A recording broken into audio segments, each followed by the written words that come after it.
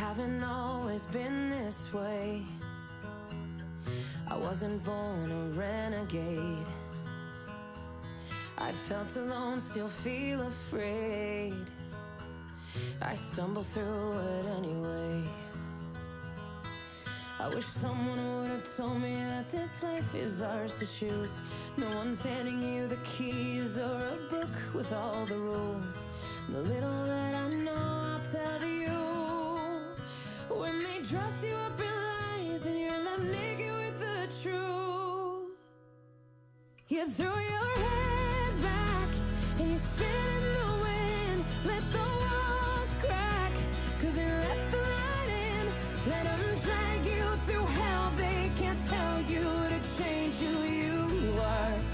That's all I know so far. And when the storm's out, you run in the rain. Put your sword down, dive right into the pain. Stay unfiltered and loud. You'll be proud of that skin full of scars. That's all I know so far. That's all I know so far. So you might give yourself away, yeah, and pay full price for each mistake. But when the candy coating hides the razor blade, you can cut yourself loose and use that rage.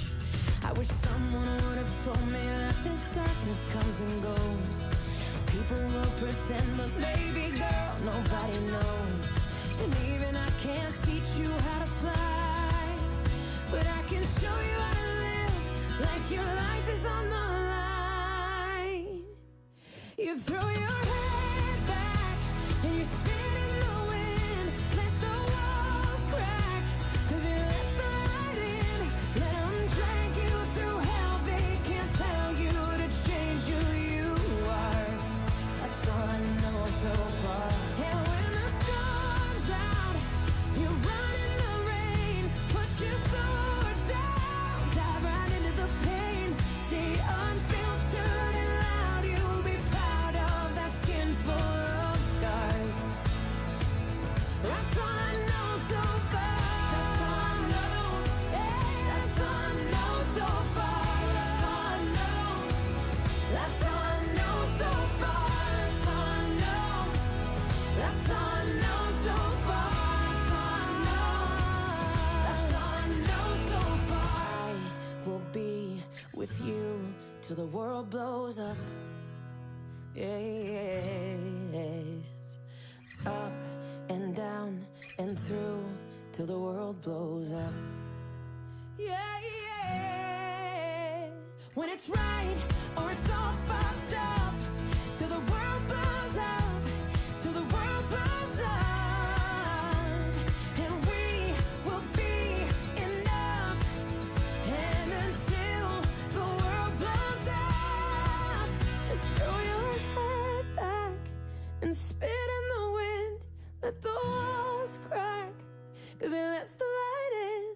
Let them drag you through hell. They can't tell you to change who you are.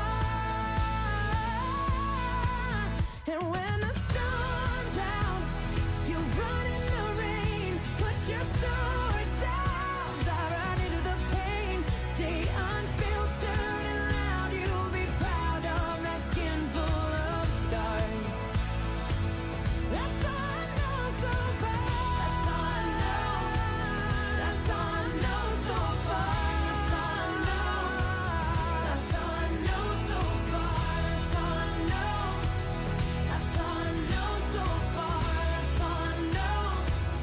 That's all I know so far. I will be with you till the world blows up.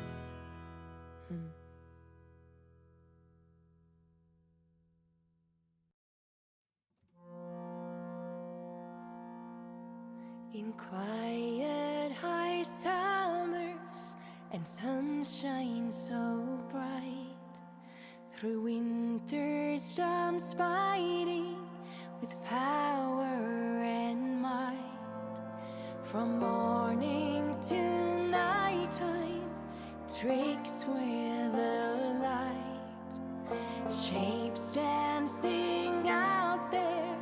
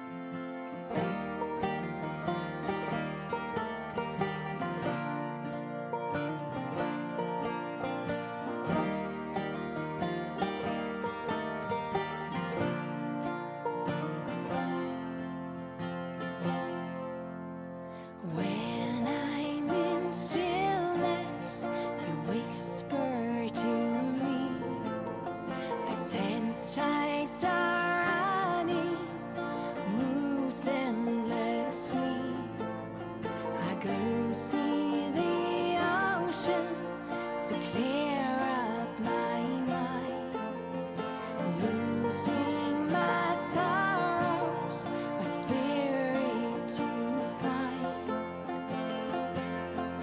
All my love, devotion, always with me. My love, wide ocean, dreams running free. My love, dear ocean, I'm home by the sea. Oh, my first love, you watch over me.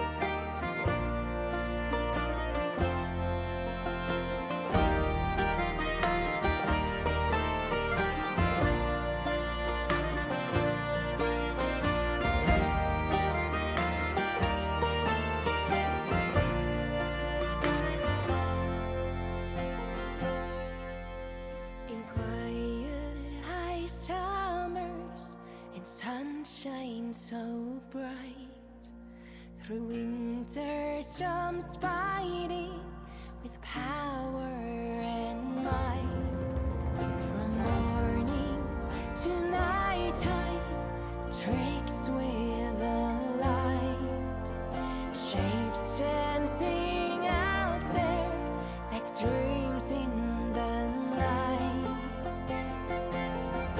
All my love, devotion, always with me. My love, wide ocean, dreams running free. Oh, my love, dear ocean, I'm home by the sea. Oh, my first love, you watch over me.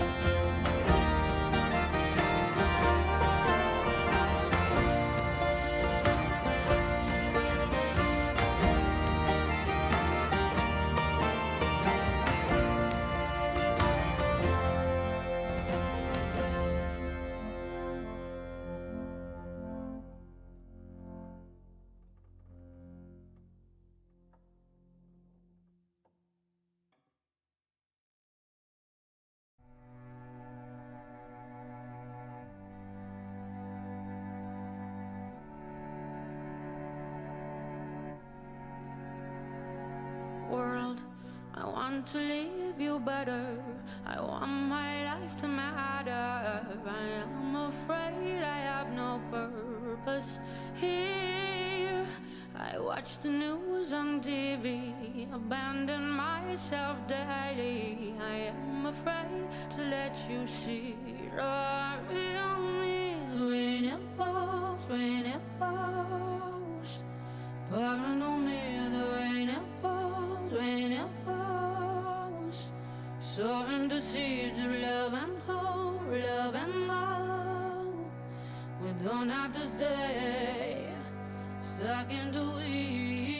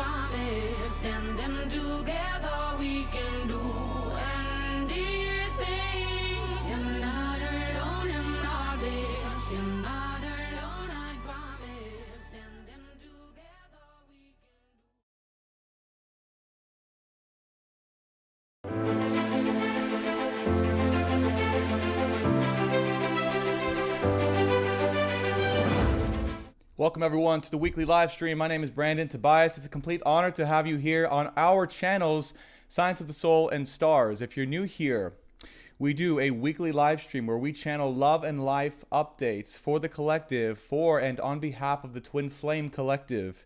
If you are unfamiliar with what the Twin Flame Collective or Twin Soul Collective is, it is a group of souls, many of us on Earth, who are coming together with their opposite but equal but opposite counterpart in love and in life to finish out and to change the world and finish out our mission here on Earth, to raise the power, raise the frequency, and raise the energy of the light so that we can create the new society that we need to live in. As everyone can probably see by now, things are not going too hot when it comes to the status or the status quo of what is happening here on the earth. Let's just be very straightforward about it, right? If we are very straightforward and honest about it, things just aren't going too hot when it comes to the status quo of what's happening on this earth. It doesn't mean we can't be optimistic about it. Doesn't mean we can't send love to it. Doesn't mean we can't be hopeful about it, because we are, but we must also be honest. And the status quo right now is crumbling. The status quo right now is falling away, and it's falling away in plain sight for everyone to see.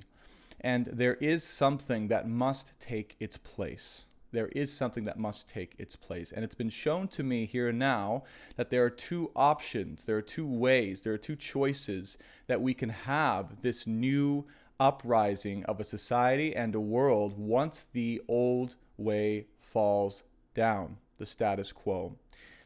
One of the ways that's being shown is the way of control.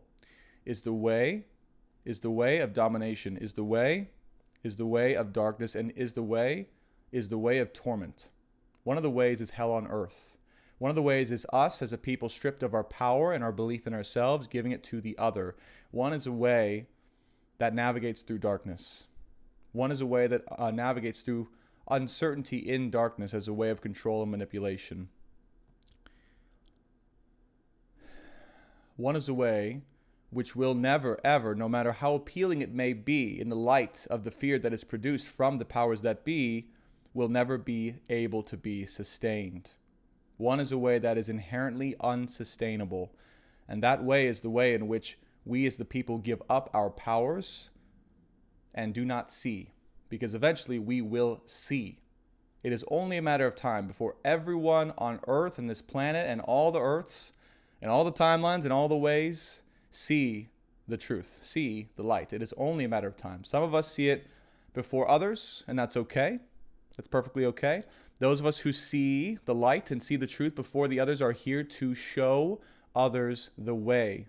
And that is really what this weekly live stream, which will be continuing, by the way, indefinitely. I am not going anywhere.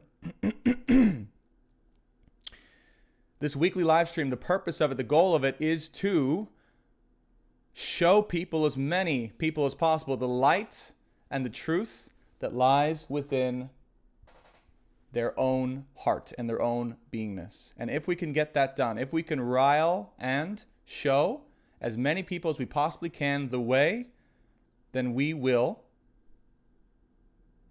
be able to create and to choose the other option.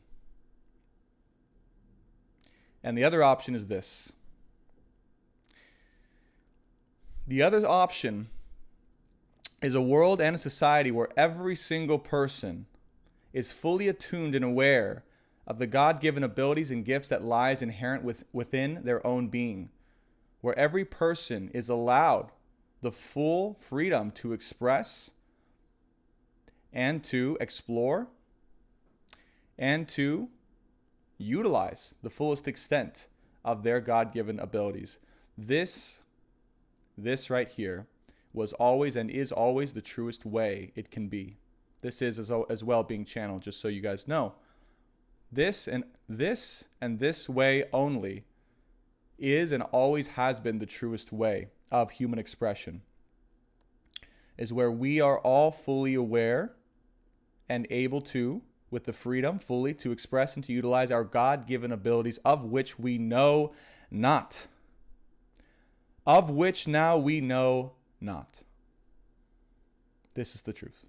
The truth is we have only tapped into a tiny, tiny, tiny little percentage and fraction of what we are truly capable of. This is the truth. We are in the midst, my friends, of an incredible new way of being, an incredible awakening, and an incredible new society. But we must persist. We must do our due diligence. We must continue to believe. We must have faith. And we must as well allow the healing powers of love to elevate and heal and to bring us all together into a more unified consciousness. This is the true meaning of the twin flame journey on Earth at this time, to bring us all together into a much more unified consciousness. There is a merging right now, happening, taking place, whether we are all aware of it or not. There is a merging taking place right now through the consciousness of two equal but opposite counterparts on Earth coming together.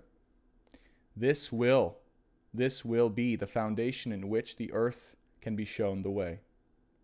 When equal but opposite counterpart energies are able to forge their own way together and to merge and to unite and to see through the lens of the other in full.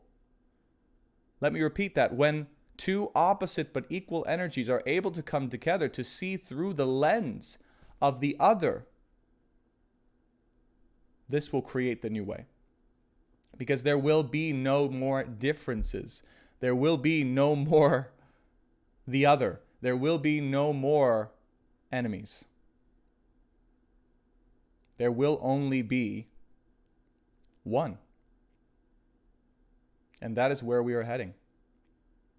On Earth, here and now. And this live stream, talking specifically to those of us experiencing the twin flame, twin soul energy, are at the forefront of this experience. And it is scary. It's terrifying. Our greatest possible, deepest fears will come up for us and for you at this time. Mark my words. This is not to speak these things out so they become true. It is only so that we can become the most aware we need to be when they do, so we can be prepared and know it when they do happen. Our deepest, most guttural, most terrifying, and most consequential fears inside of our own souls will be coming up at this time through the perfect way and within the perfect vehicle that will ignite those fears and triggers within you. And if you are experiencing this, you are not alone. If you are experiencing this, it is okay. We are with you. But you must know as well, now is the greatest time possible to have faith and to say yes. Say yes. Say yes.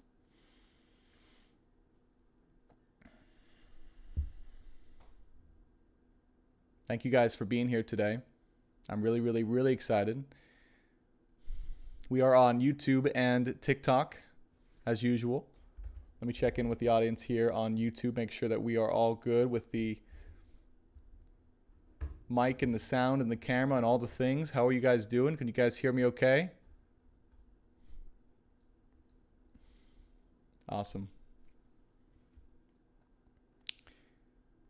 So here we go. So here's what we're going to do today. We are going to get into, they did say, I don't know if that was a semi-channeled message, by the way, but I think they have a different set of channel messages. So we are going to go into the channeled messages. They did say, the guides did say, so we know who I'm saying when I say they.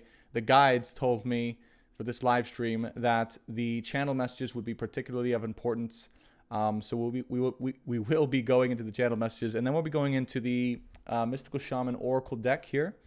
And then we'll be going into the channeled tarot reading, and then we'll be going into the astrology. We're going to look at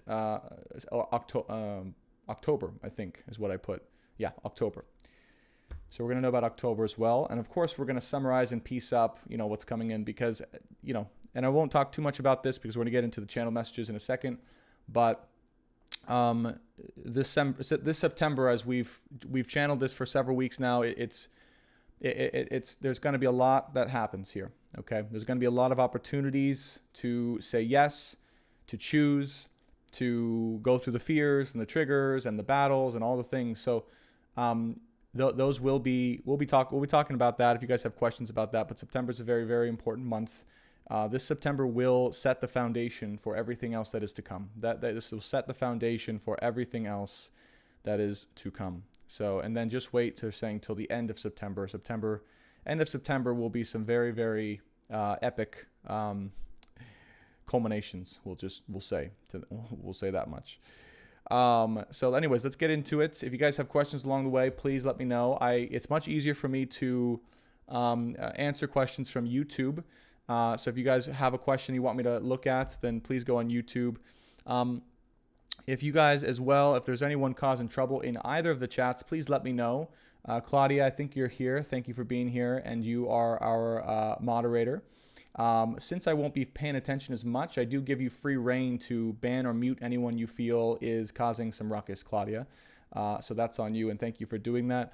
And then I don't know if Jesse's here, but if we have anyone else who'd like to volunteer as a moderator on YouTube, I think I do need someone to step up here and become a moderator, because I like to channel and not really pay attention to the chat through that channeling. Yes, you are a moderator, Claudia. And then, and that way I can just focus, right? So if there's anyone who would like to, thank you, Michael, as well, for saying that the camera and the mic are working well. Okay, cool. All right, Taylor Mason, you are our newest moderator to the chat. There you go. Cool.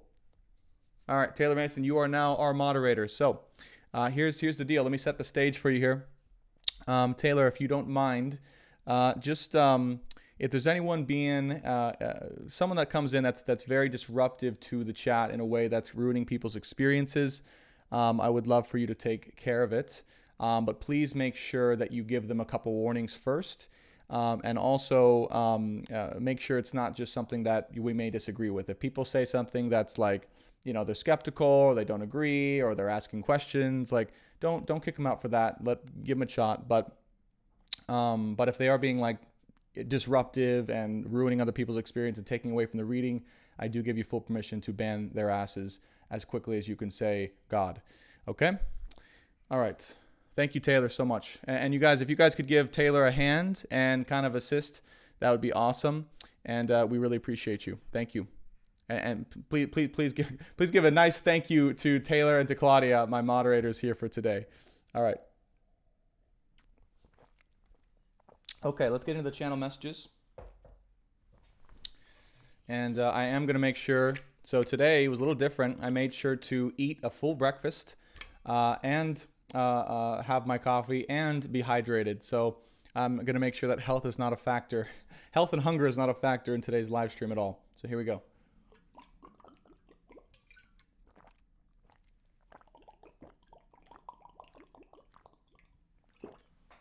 Okay.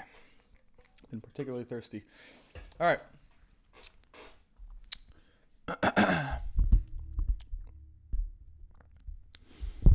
Here we go. Opening the ceremony now.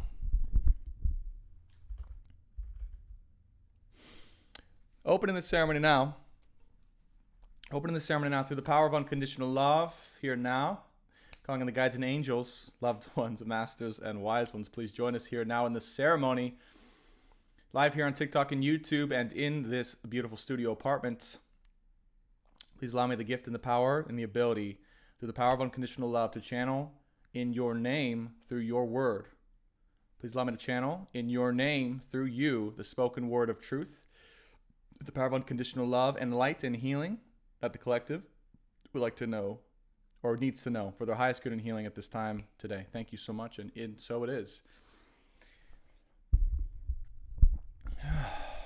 Okay, now they're asking, they're asking right off the bat, before we even get into the channeling, to bless those who are watching here now, live, and also those who watch in the future. They're saying to give a blessing. So we're going to go ahead and do that. So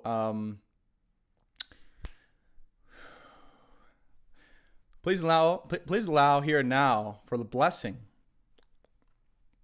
of unconditional love and light to be bestowed upon those who are watching this live stream here now live and also in the future.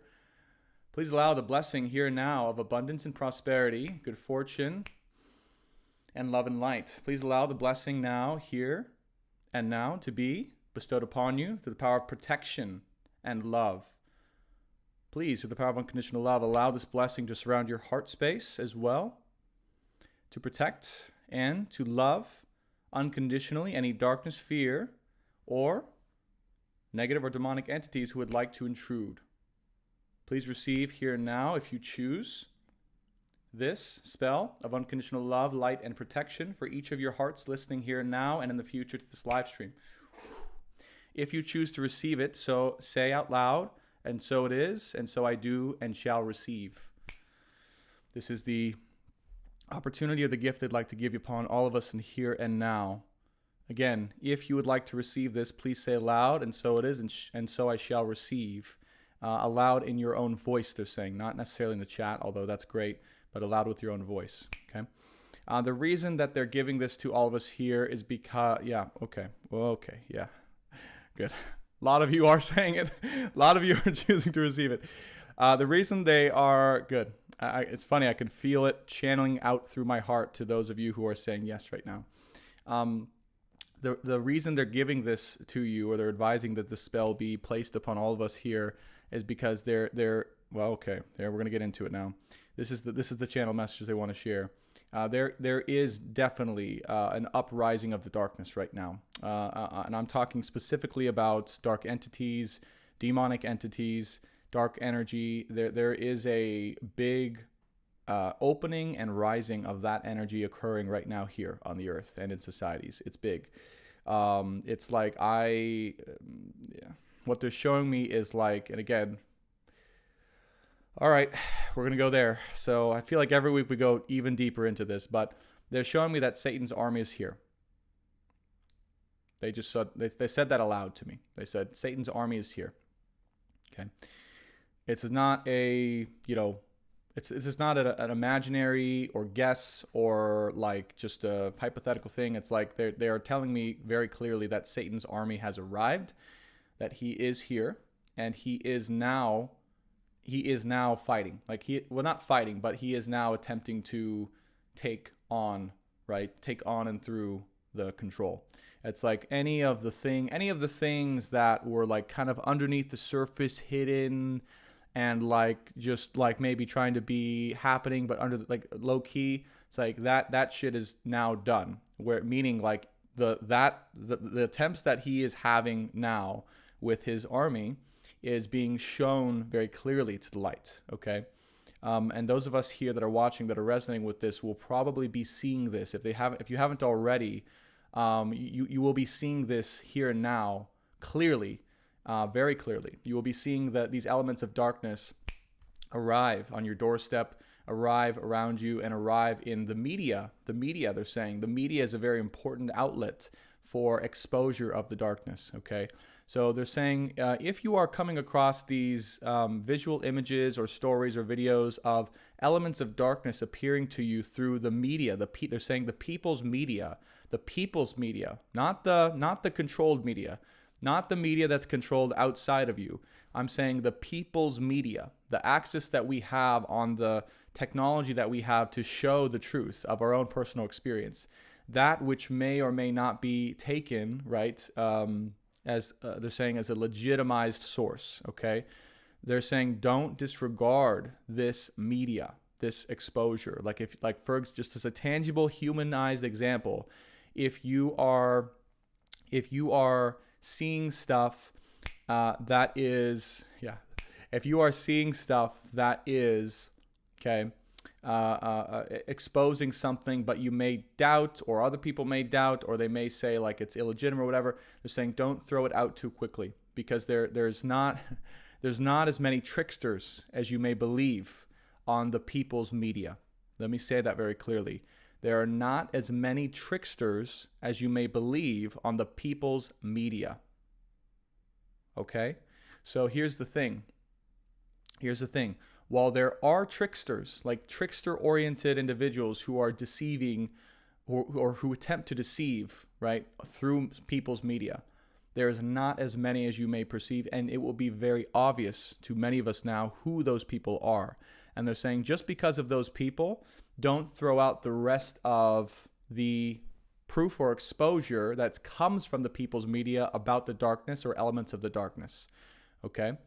I.e., showing of, governmental documents, or even entities, or even like just paranormal stuff, paranormal activities, right?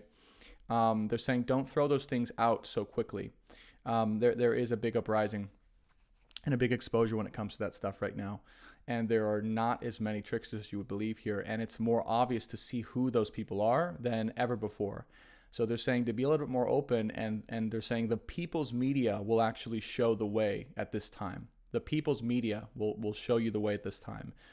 And the reason why this is, they're saying, is because the media outside of us, the media outside of you, is totally baseless at this time. Like it's totally and completely in its own polarized, baseless fashion. This is on purpose. Okay, they're saying the media outside of you, right, or the exposure of the media outside of you is totally baseless at this time because of its own conditional. They're saying the words conditional and or polarized view, duty, expression, meaning whatever side the media outside of you, right, that's controlled by some other force, they're going to be pushing their own viewpoint or agenda, because their duty is to be responsible to their audience. And so they are kind of at the whim of what their audience likes, whatever side they're on, right? Whatever side they're on.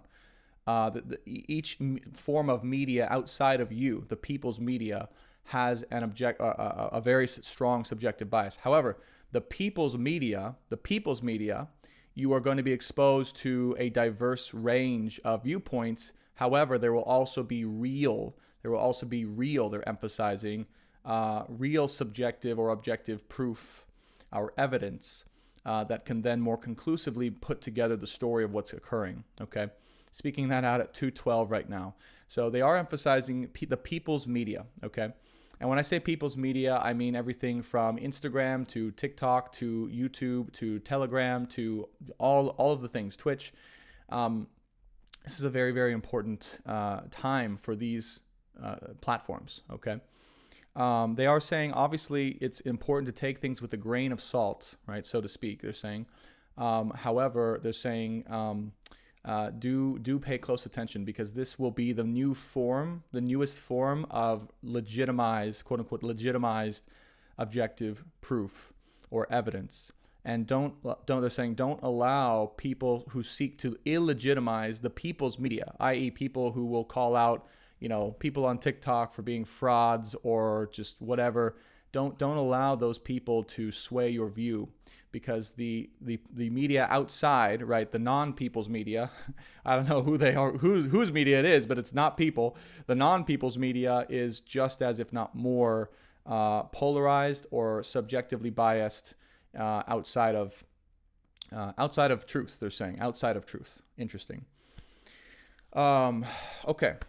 Yeah. Okay. That was a very strong one. So, yeah. Okay. The other thing I want to say is, like, all right, just because Satan's army is here, does not mean that we have things to fear. Okay. This is very much very important point. And they're saying very much prophecy, very much prophecy, okay? Prophecy time that the people can sense, right? Like, you guys don't need to take my word for it, right? That's what they're saying. You guys don't need to take my word for it, but you can feel the truth in what I'm saying if it is true for your observation. And they're saying this has been prophesied for a long time so that we could be prepared. And there's been people speaking out about this, but it's happening now. And they're saying it's nothing to fear, right? Because it was prophesied. And remember, things that are prophesied are meant to be prepared for and for us to be aware of, not necessarily to put fear into it. So again, just because something has to happen doesn't mean that we need to get all scared and be like, oh my God, everyone's gonna die, the world's over. No, we know it's happening so we can be prepared, and we can prepare with love and light. Does that make sense? The reason I'm speaking these words, the reason they are giving us this information is so that we can know it and be aware of it and prepare when it does happen in our lives, okay? And how do you combat that? Well, it's very simple. You bring your light and presence to it. You bring your light and presence to any form of darkness that arrives in your own individual life. Meaning that if there are people, if there are situations, if there are jobs, if there are circumstances, right? If there are relationships, you bring your presence and your light to every single situation that you are a part of in your life, okay? Trust that God will and the angels will invite you as an individual into the situations in the areas you are most needed to spread your light on this earth in the most important ways. Right? Just as Satan's army is here, God's army is also here, and we are much stronger, and we will always be stronger because the light or the dark never stands a chance against the light. Okay, the light will always win. And also trust that there is a plan that God has implemented here and now for God's army. Okay, they're of light warriors. Okay. And that plan is going to take you, right, as individuals watching this here and now, all of us who are involved in this, who choose to be a part of it, it's going to take you to where you need to be, and it's going to take you to interact with the people you need to interact with to make the most effective use of your individual light, okay? So these are the things that we need to know here and now that are happening to the power of unconditional love. And if you chose to accept that spell or blessing of protection, then you are also divinely protected as well from the dark, even more so. So I do encourage you guys to accept that if you want to. It's not coming from me. It was channeled through me from Jesus Christ himself. So that's what I heard. He also told me to light his candle specifically today. So I know that these words are influenced by him in a very significant way. Okay, good. So I didn't think I'd be talking about that. That was revealed to me like a week and a half ago, but they wanted me to talk about it today. Is there anything else that we need to talk about? Okay, that's it for now in that regard. So we're going to go into the oracle reading as well. And then we'll go into the channel tarot. And so the oracle is basically, this is channeled soul growth personalized messages that we as individuals need to know for our highest opportunity to grow as a soul. Okay, so this is more like personal growth, individual, collective messages of what we're going through, what to face, or the people watching this now and in the future. And then the tarot reading will be in alignment with the twin flame journey, twin flame updates. Okay, so they're two very different types of readings, both with their own point and place.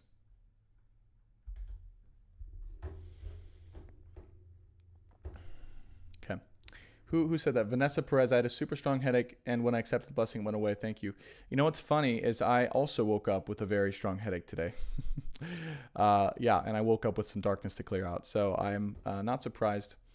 There's definitely, like I'm going to tell you guys, there are dark entities on the move. I now see them quite often, and they're doing their work, and the work is very, it's very subtle, but you got to make sure that your body is clear and light, and we can talk about that at the end if you want, in order to be protected fully. Okay, good. All right, so here we go.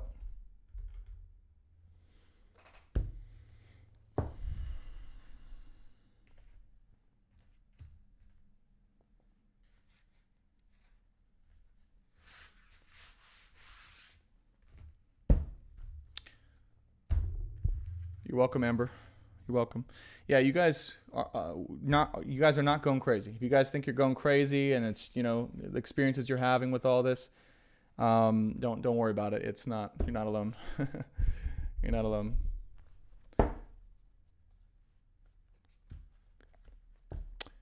Claudia can't block on TikTok. I think she just blocked someone. So maybe, Claudia, you can block on TikTok, right?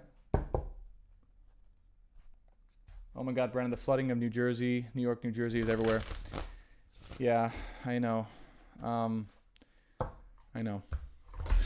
Oh, shit. Hold on. One of my pieces just fell off my table. Give me 2 seconds here. One of my charging stations. I don't want to lose power here.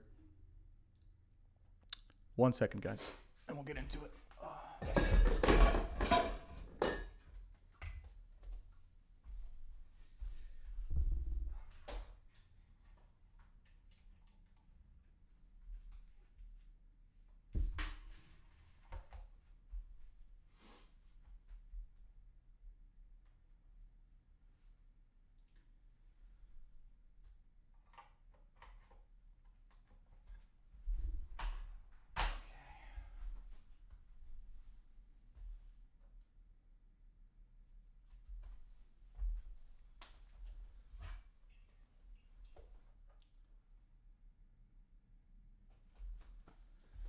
Okay, sorry about that, guys. Had a couple random falls. My crystal fell over. My big amethyst crystal. And then it knocked down my charging station that keeps the camera alive. So I don't really know what caused that. And maybe it was just me, but it's kind of odd timing. So these are probably very important messages. Just make sure that this is charging for you guys. Okay. Okay. We shall persist. We shall persist. All right. We're back.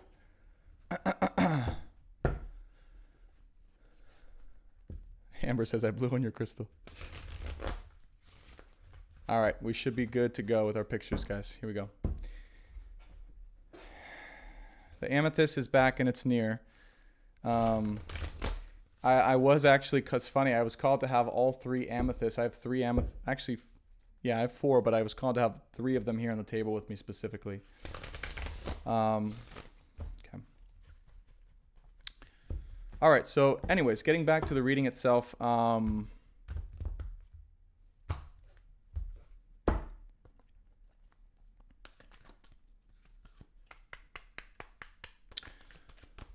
right. So remember, the oracle reading itself is more of a soul's growth, personal growth. What do we need to know for our own personal collective and collective journey, for ourselves, for our healing, and the elements in the healing that we need to know dramatically right now that will help us as individuals and also as individuals to come together. So it is. So, wow. Oh my God. The ancient ones are here. Yeah. Those of you guys who felt, right? Like, I know we saw 333 at one point, or someone shouted that out, but those of you guys who felt like our ancestors are here with us, like our lineage, our ancestors are here fighting with us, are fighting here for us, like are here to help us fight. Like there's a very, very strong energy of people from our past lineages where this didn't go. It didn't go. Like it was stopped, or it was halted, or it was like intruded upon from the past, from the people who were fighting from the past. That they are depending upon us. They're sending us now, I'm hearing it, feeling it, they're sending us now all of their energy and attention and light and energy. So if you guys who are feeling your lineage, your ancestors, right, or if you've identified who that is now, you are getting their support fully. And they collectively, I can see them like in a crowd or in a circle that's surrounding us. And they're really here. They want you to know, like, you are doing this work on behalf of them. They're saying, Do the work. I'm channeling this. Do the work that we could not do. Do the work that we failed. Or they're saying, do the work that we failed. Do the work that we failed. We are counting on you. And we are here to support and empower you in every single way. Okay? So if you do, they're saying, if you do become aware of the presence of your ancestors here, call upon them. Call upon them to give you guidance, to give you messages, to give you a sign, to give you healing, whatever it is. All right. They will guide you straight. All right. And this is, I think this is outside of like, we talk about angels and guides. We talk about the masters, the loved ones, but this is straight up like our family heritage, our lineage, right? If you don't believe in, I'm sure most people do here believe in the guides and angels, but like outside of them, like we got straight up like ancestor power here. Okay. It's a different type of power than like that of the angels, right? And the guides, because those are beings that were specifically assigned to us either for a lifetime or for specific help, but they're always going around doing all these different things. But for this particular mission, right, to combat the darkness and to change the world into the best way, to make the right choice, by the way, because it comes down to choice. They're saying part of what they've failed at, quote unquote, although, whatever, if you believe in the word failure or not, but they're saying, they are saying that word. They're saying part of what we failed at is making the correct choice. And they're saying, don't make that same choice that we made. All right. And I'm talking about the choice of the direction of the earth, because apparently at some point there was a choice that everyone had to make, like the ancestors had to make, right? Our ancestors, about the direction they wanted to go, take society and really the earth. And they actually chose the not right path. They chose the, whatever you want to say, the ego, the self-centered, the dark path. They actually were saying that they were deceived into choosing that. They're saying we failed because we did not see. We failed because we did not see, and we were deceived by the darkness. That's what they're saying. It's not that they themselves were, the egotist. No, I'm not saying that. They're saying that we were deceived to choose the wrong path, or the false path, they're saying. So they are wanting us to be very aware. That's why the channelings I'm giving now are just very direct. Like, they're not ambiguous. They're very direct of like, this is happening now. We got to know about it. If you've been experiencing this, you're not going crazy. And it's a real thing. It's happening right now. So let's draw some more cards here. So we have wind. We have magic. Good. Winds of change, I'm hearing. We have child. We have the blade. Rattle. Spiral. This will be a very important card, this last one. The sorcerer. Okay. In the journey underneath the deck. Good. Hopefully you guys can see this okay. I will show the cards to you guys on TikTok as well, okay? Okay.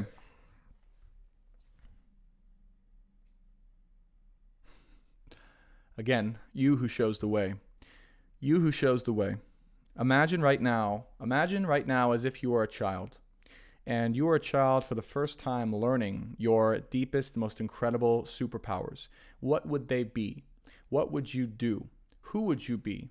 What superhero would you become? Okay? Saying right now, it's very important to have an open mind, all right, to what is actually possible. They're saying, yes, this will be a little bit unnerving or sudden for some, because of the, there's a certain life condition that's been built over a period of time.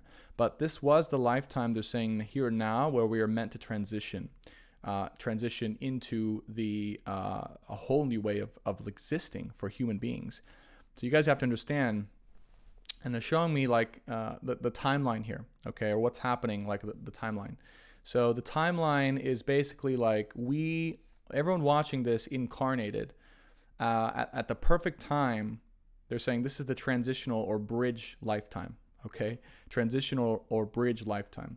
They're saying everyone who incarnated here at the perfect time incarnated right at the end, specifically to help with this transition. It's a bridge. We all incarnated at the end of the last age. They're saying the end of the last way of being. So we all just went through, right? The end of a former way of existence for the human race, right? And society and Earth, all of it. So this is why this lifetime is so significant, because we're the ones to show the way forward. We're the ones to show the way into the new age, the new Earth, the new societies. This is why if you guys feel like you've been here for a mission or for a specific purpose, this is our purpose. We will be known as the collective that showed the way through. We will be written in the records and the history books about the people that were carrying society, carrying the human race into the new way of being, okay? That being said, it is still and always will be an opportunity and not a destined outcome, okay? That's why it's a little urgent here, because it's just, we have to make the right choice this time. We have to, yes, there's a transition, but there's a choice as to what we transition into, right? Does that make sense? Light or dark? Control, manipulation, or openness and fullness of expression. Now, obviously, if enough of us get on board, there's nothing that can stop this transition into the light, the way of being, the true way of being, they're saying.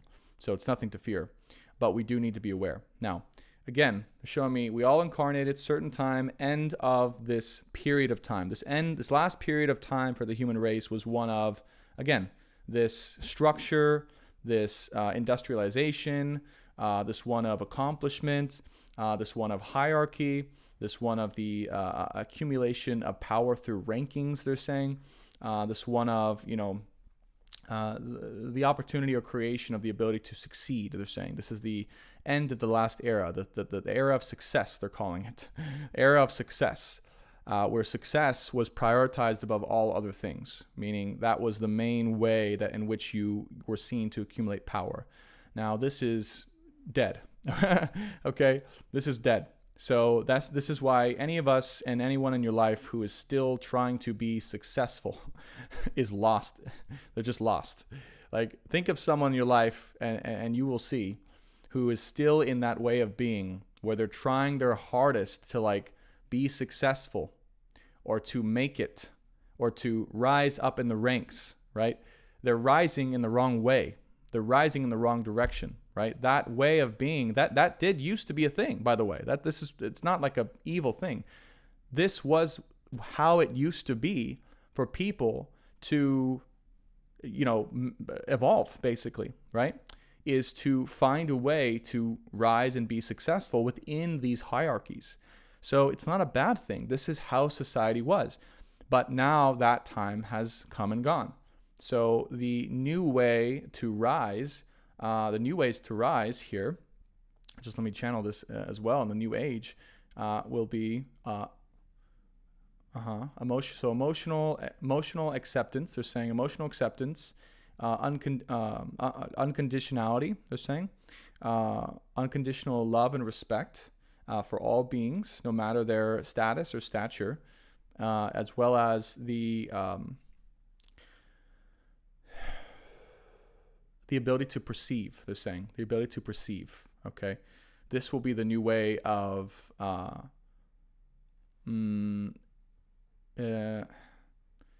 they're trying to give me an equivalent term to being successful, because it's not being successful, right? That's the thing. But they're saying in order to be they're stalling on the term a little bit. They're saying maybe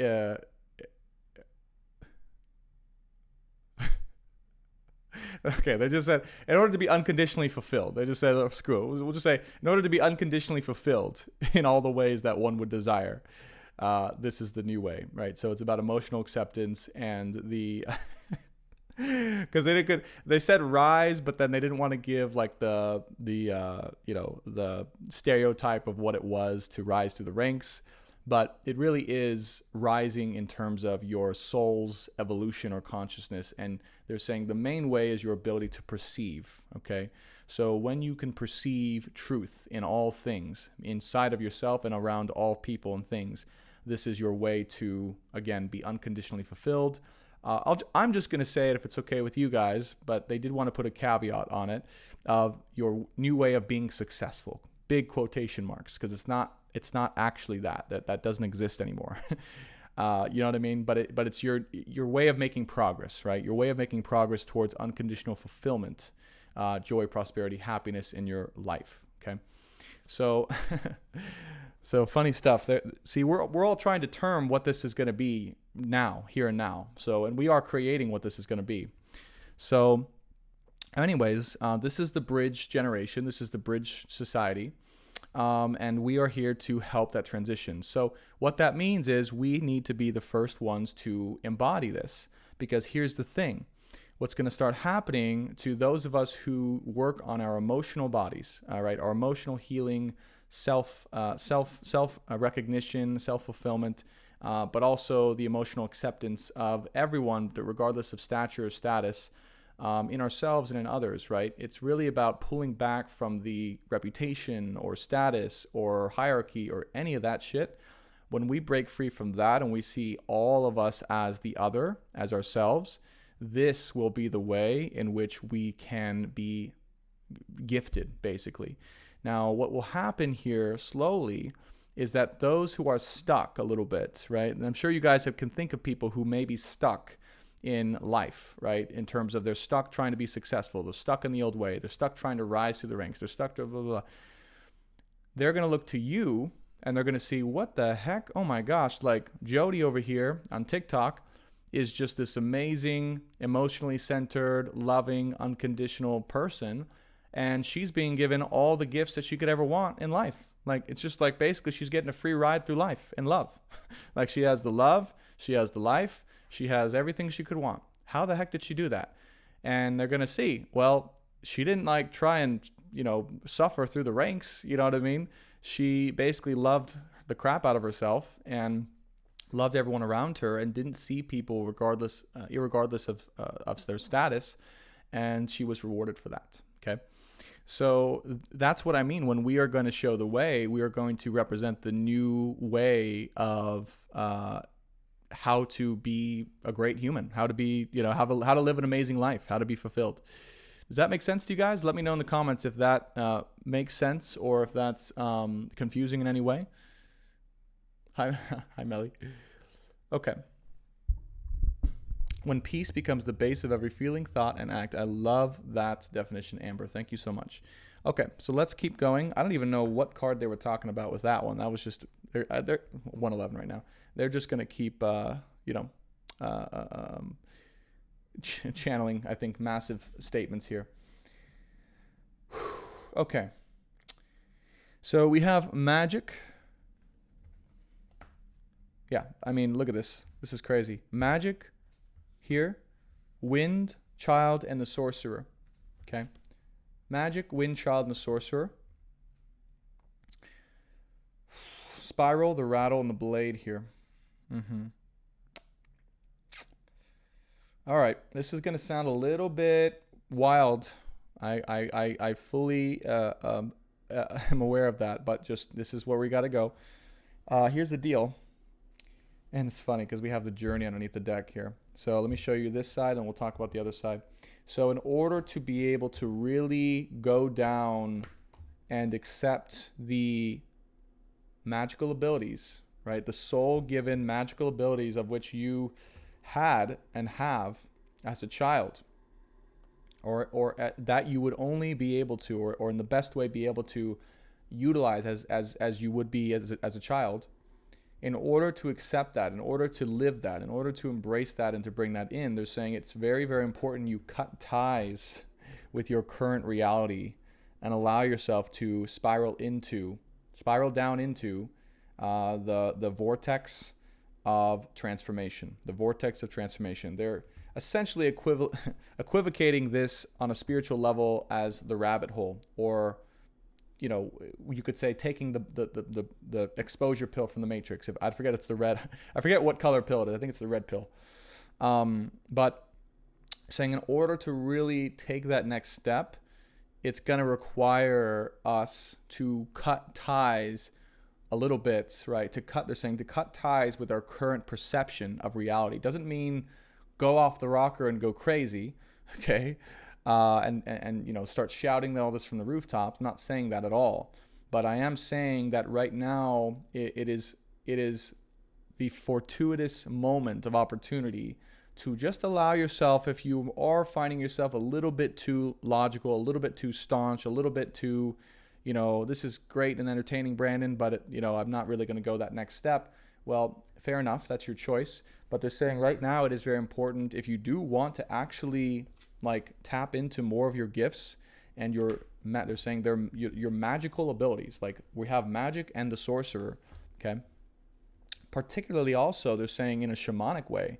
So they're saying one thing that's coming to light too is our influence over nature. Those of you guys may be coming aware of this, of your ability to manipulate or to interact with the elements of nature. Okay, this is also being exposed in a big way from the people at this time. So they're encouraging us a little bit because it's all happening to all of us. So if you do this, if your concern or fear is that if you do this, you will be, an outsider, or you will be exiled, or you will be looked at as crazy, or you will go to a psychiatry hospital, guess what? It's happening to all of us. Okay? There is no crazy anymore. Really, there's no crazy anymore. There's just the new reality that's coming in. So it's not going to be like the old days where people were too far ahead of their time and the schizophrenics were seen as off the rockers and put into the mental hospital. That's just not the way it is, because there are too many people who are recognizing these as true gifts. So they are saying, hey, you're going to be safe. You're going to be protected. It's okay to cut ties just a little bit with your perception of reality, in order to open slightly, okay, to any of the magical gifts or abilities that you may feel are on the verge of happening here, okay? And this is also, they're saying, connected to the third eye. So they're saying if you want to really go that next level, they're saying it's very connected to your third eye awakening as well. And we can talk about different breathing exercises and stuff after the live stream if you guys are curious about how to help the awakening of your third eye, your pineal gland. Now, I do want to put, they are giving me a caution here as a disclaimer, okay? Because, I think that's important to say. I do. I think it's important to say this. I want to say this.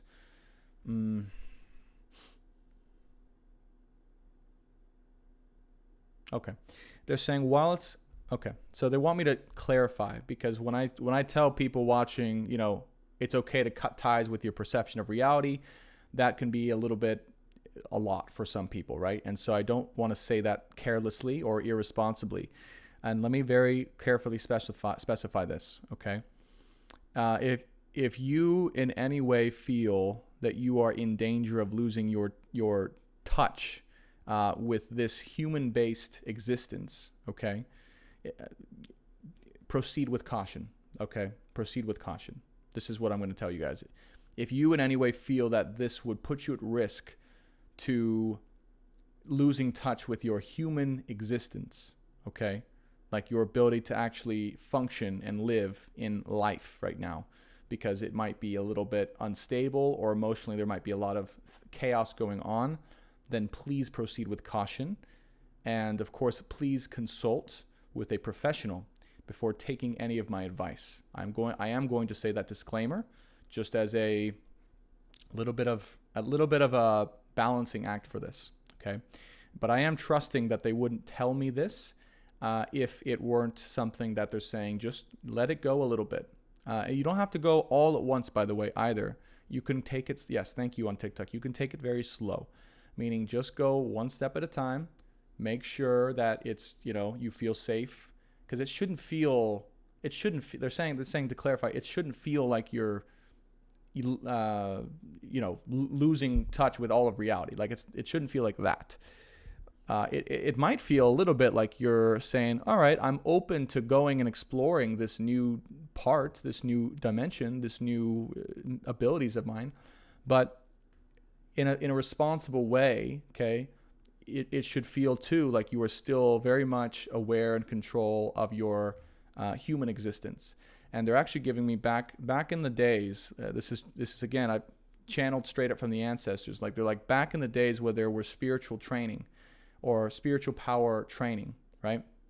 They're saying never was it all at once. They're saying it was actually always step by step. And they actually always took a very careful approach because they took very special care to make sure the root or the foundation of someone's existence, their human existence, was very strong and very stable before doing the spiritual stuff. Does that make sense? So that's what I mean when I say if you don't feel like your root or your stability or your foundation is strong and stable to maintain your awareness in this human reality, then very much proceed with caution. And I would go down first rather than up first. Does that make sense? I hope that makes sense. I hope this is, clarifying a little bit for you guys. And I do have to provide that. It's very important I stop and make this disclaimer. It is. Because I don't want people to just say, okay, great. Like, let's just go. Like, take a whole crap load of like DMT and mushrooms or whatever the hell people do to do that and go off the rocker. I'm not saying to do that. I'm saying, hey, make sure your root is very strong and very stable. You feel grounded, but then allow the other parts now to start to open up a little more. Excuse me. And start to progress. And it will be a slow and steady progression. Okay? Okay, hope that makes sense. Now, disclaimer aside, they're saying it's okay to cut ties a little bit with the perception of our reality. And if you do so, the 3 abilities they're saying that you will have more or extended access to is, number 1, your influence over the powers of nature. They're saying there will be a surprising amount of influence you perceive yourselves to have within your own vessel around the powers of nature. Okay? Keep in mind what I'm about to tell you. I have not directly experienced myself. This is being channeled. So I'm actually very curious to see what I can do, even more so. But they're saying there's that. Number 2, magic and the sorcerer. Again, they're saying this is the essence of perception, the essence of the etherical or the 5D reality affecting the 3D. Okay. So they're saying what you imagine, what you perceive, what you create in the etherical does have a very tangible effect in reality. Okay, that one I do know a bit more about. They're saying these are the gifts. These are 2 gifts, and then the third one is,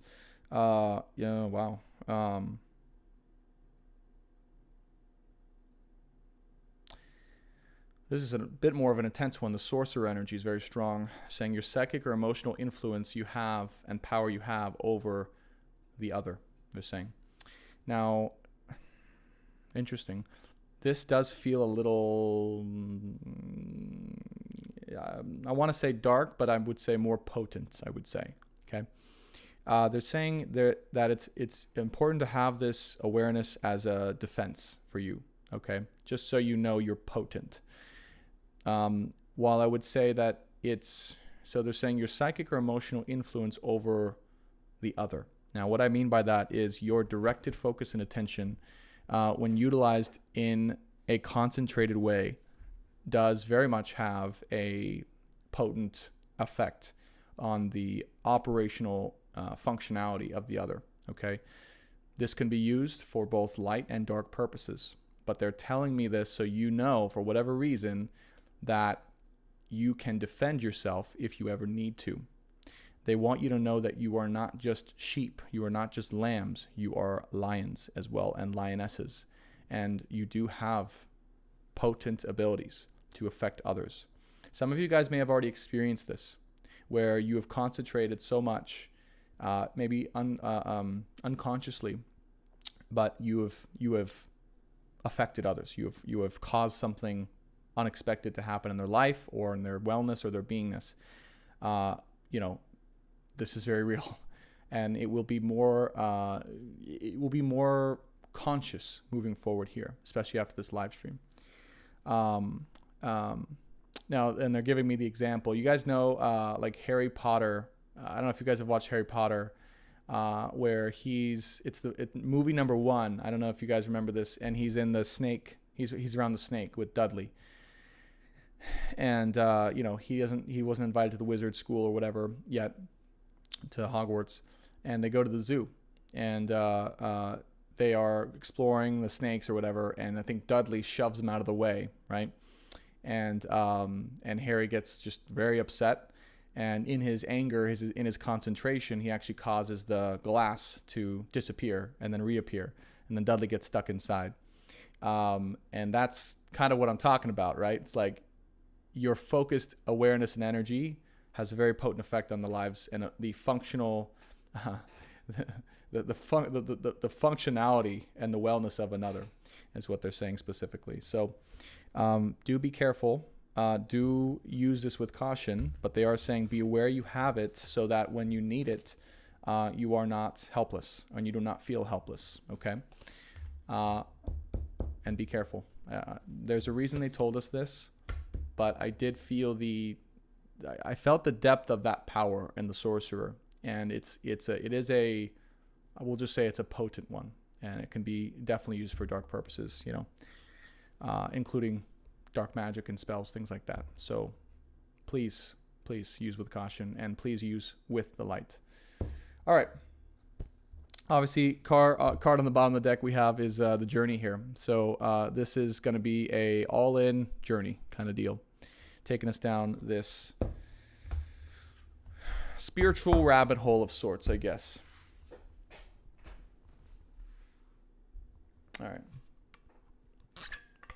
Amber Crane says to get what you want, yes, and also to get what you want using your psychic ability. I would agree with that. My point was it could be a very self-serving type of power if people wanted it to be. That's the thing. But in order to really be strong in this spiritual warfare, we do have to be fully aware of what we have and what we can do. Okay. Good stuff. Yes. Okay, good. You guys like Harry Potter? Good. I've never been a Harry Potter person, although I watched all. Good.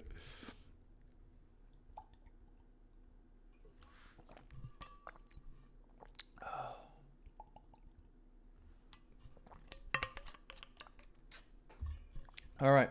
And so it is. So it shall be.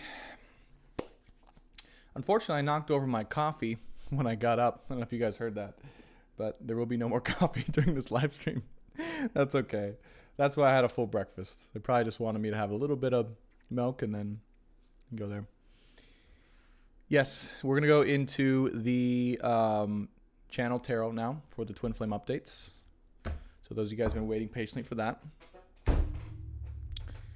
And we'll see what they have through the power of unconditional love. So it is and so it shall be. All right. Let me see what they want to give us today.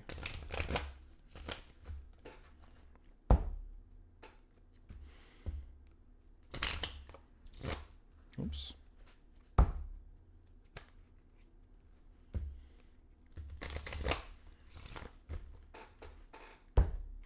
All right. Here we go.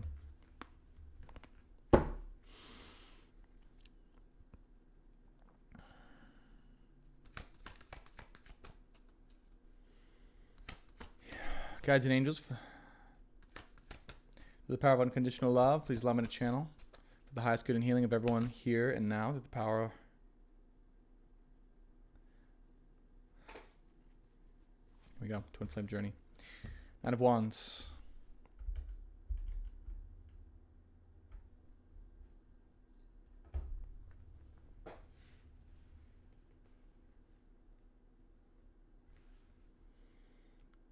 Very important card. You're saying. Very important card. Let me see what they have to say.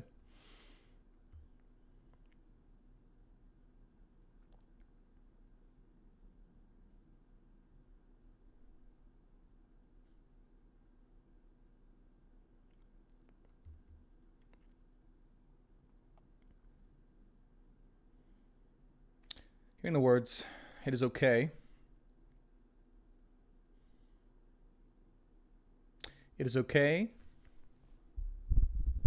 to let your masculine be free. It is okay to allow your masculine to be free. They're saying this will not diminish the power and the potency of your connection in any way. This is the strongest, most difficult lesson here and now.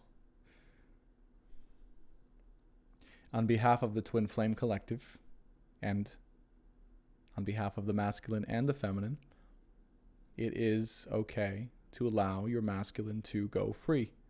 This will not diminish the potency or the power of this connection in any sort of way. It will only strengthen it. It will only strengthen it. They're saying it is very important for this masculine. When they say this, they mean the collective masculine, meaning masculine energy in general. Okay. It's very important for this masculine to experience a degree of freedom at all times, to experience a degree of choice. They're saying while it may not be enjoyable or pleasant, they're saying it is very essential for the masculine to perceive that he has this freedom to leave and to choose at any time.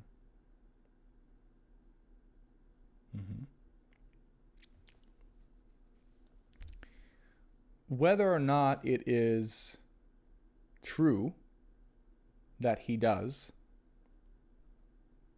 okay, because of the depth or the strength of the connection, it is inherently very important. They're saying, they're chuckling a little bit, based on the nature and the system of his DNA, to have the perception of freedom. Freedom to leave and freedom to choose at any time. Open door. They're saying this may not be easy, again, nor pleasant, but it is an essential part of what will allow the balance, they're saying, the balance of the connection. The balance of the connection. They're saying, so they're giving me a diagram here. It's almost like that infinity symbol that we've always channeled, right? You guys know the infinity 8? I think I'm doing it right. I don't think I'm, whatever. But they're showing me the way in which union must work or be, right? For both parties, really, but they're saying for the masculine energy, it's especially important, okay? To constantly be in this state of movement, okay? Because the moment things get static or set, there's no growth, okay? So there always has to be this movement between both of the energies, and trust in that movement at all times, and freedom of that movement at all times, in order for things to work. Always. Okay? Always. No matter how long it is. Like if it's day 1 versus day 1000, right? If it's 50 years in, if you want to be in a relationship, feminine and masculine dynamic, two polarized energies together, there has to be this constantly evolving open door and freedom of choice and expression at every single second. Because the minute that goes away, or the minute that the perception of that goes away, things become stifled. Okay? Things become stifled. And when there is stifling, there is an exodus of life. Right? They're showing me what happens when you stifle a flame. Right? Stifle a flame. That flame has the life exited out of it. Has the oxygen exited out of it. However, because many of us have been hurt in the past, right? because of many of us have been hurt in the past from the full trust of the experimentation of movement within feminine masculine dynamics or relationship dynamics. We may have a hard time allowing that fullness and freedom of expression in how we allow the other to move and to be and to express. Okay? They're saying, for whatever reason, this is an important lesson for us to know right now. That, yes, it will be scary, but you do have to allow the other to be, to do, to choose, to express fully in every moment. Okay? Without control and without the stifling of that movement. Okay? They're saying this allowance and this trust will only further potentiate the dynamic or the strength or the polarization between the two parties. So those of you guys who are familiar with the term polarization, okay, here's what I mean.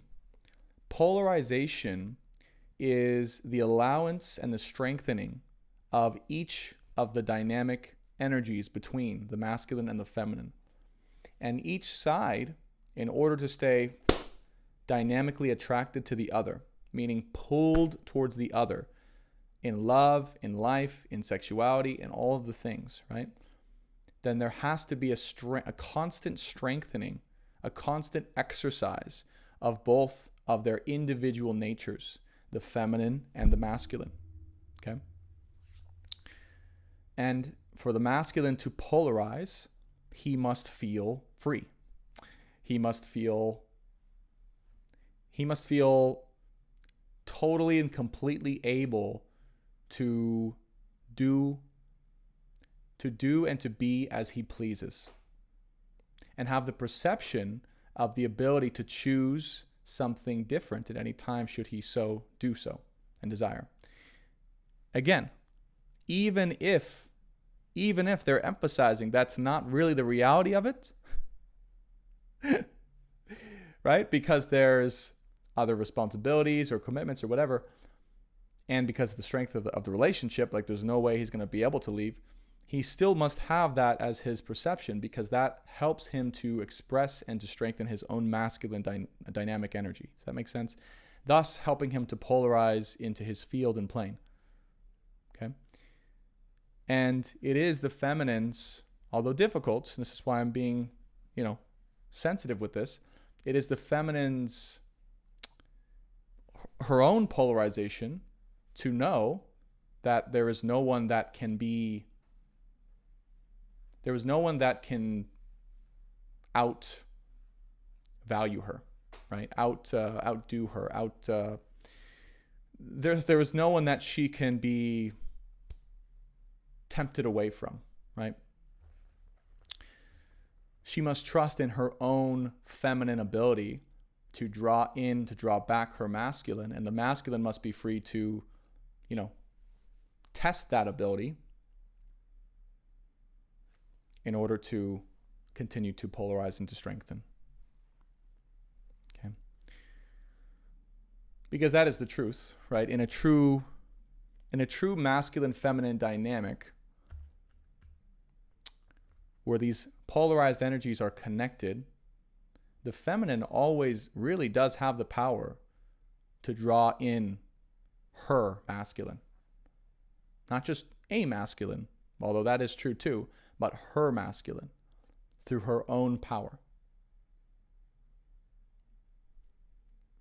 But she must know this. She must know this. And if she truly does know this, then she is okay with her masculine having that expression of freedom. Okay?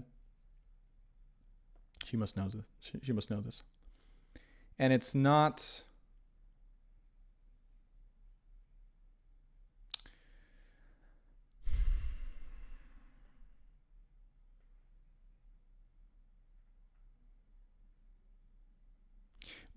what I would say is while it may or may not be preferred to have this type of dynamic, What they're saying is this is the polarized truth of the energies and the way in which they interact. Okay. And in this particular dynamic, or this allowance of a dynamic, it is what creates a particularly strong bond, because there will be repeated tests that occur of the masculine allowing and expressing his ability to be free at all times and to choose at all times, and him coming back to her every single time. And the more that this process occurs, through the full trust and allowance of this process as it goes on, the more powerful and the more trust is created between the two energies. Okay. But the feminine must be willing to trust too that the masculine will always find his way home. And this is this is like a principle, they're saying, right? It's like a principle. So you guys know, like, this has been told in fairy tales and stories, right? It's always like, what happens, right? It's like the masculine and feminine get together, and then all of a sudden something happens, like evil happens or whatever, and the masculine has to say to the princess, like, hey, I'm so sorry, I got to go do this, and I got to go on this adventure, and, I might have to leave you behind, but I have to go. And she goes, okay, please come back to me, right? Please find me. And then she has to trust that he's going to find his way home, right? And he has to go out there and he has to make all his choices and be free to slay the evil person and, be tempted by the illusions that are out there and the witches. But eventually he battles them all and comes back to his one true queen. And that's what I'm talking about, right? This is like an ancient mythological legend that, the feminine trusting that the masculine will always find her through their own love, through their heart. But also allowing that process to occur, because without it, it doesn't allow for that strengthening of that bond, of that trust. Now, I want you to think of something else too, is imagine it, let's say in a story, the princess and the prince or the knight or whatever got together, and there was no need. There was no, or let's just say this. Let's say this. Let's say the princess and the knight got together, okay, and it was love at first sight and all those things, and there was no test. There was no freedom. Let's just say the prince was like, yeah, I know that, Mr. Knight, I know you got to go out and you should be slaying that dragon or whatever, and you got to do that, but I just don't really trust you to go out on your own because I want you to myself. Do you think that creates a more powerful dynamic between the two, or a less, right, powerful or potent dynamic between the two? Versus if they were to come together and they have this great kind of interaction, but the knight goes, hey, I got to go do this, and I got to go, like, whatever, find myself or slay the dragon. And the princess goes, okay, go do your thing, come back to me. Always come back to me. And he goes out and then he comes back.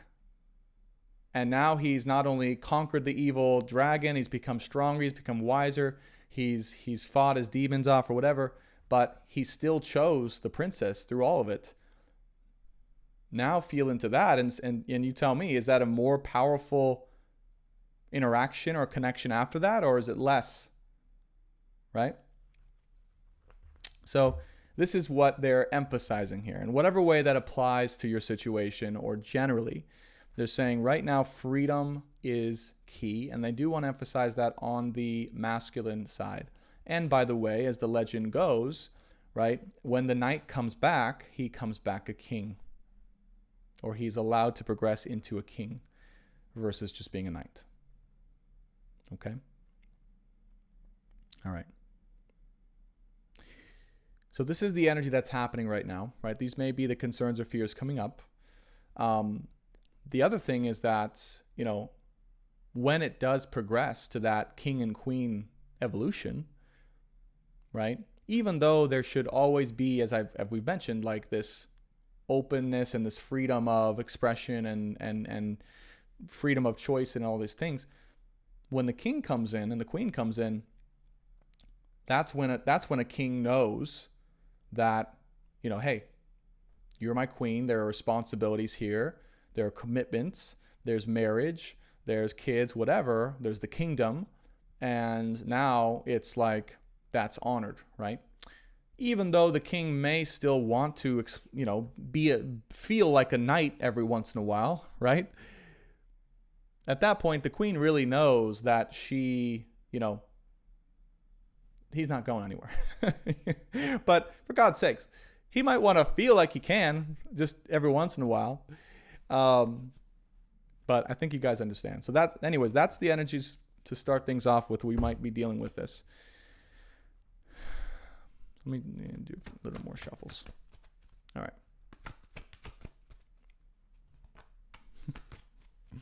All right, other messages that we have here. Queen of Swords. Queen of Swords. So look, I'm just going to say, again, this is not an easy thing because the feminine is going to feel very closed off to this. The feminine has been hurt by this. All right? The feminine's been hurt by this. So this is a trigger that's going on right now. It's this element of, hey, gotta let us be free, but at the same time, we know that you've been hurt by this. We know you've been hurt by people who have just, abused your heart and left you in the wayside, right?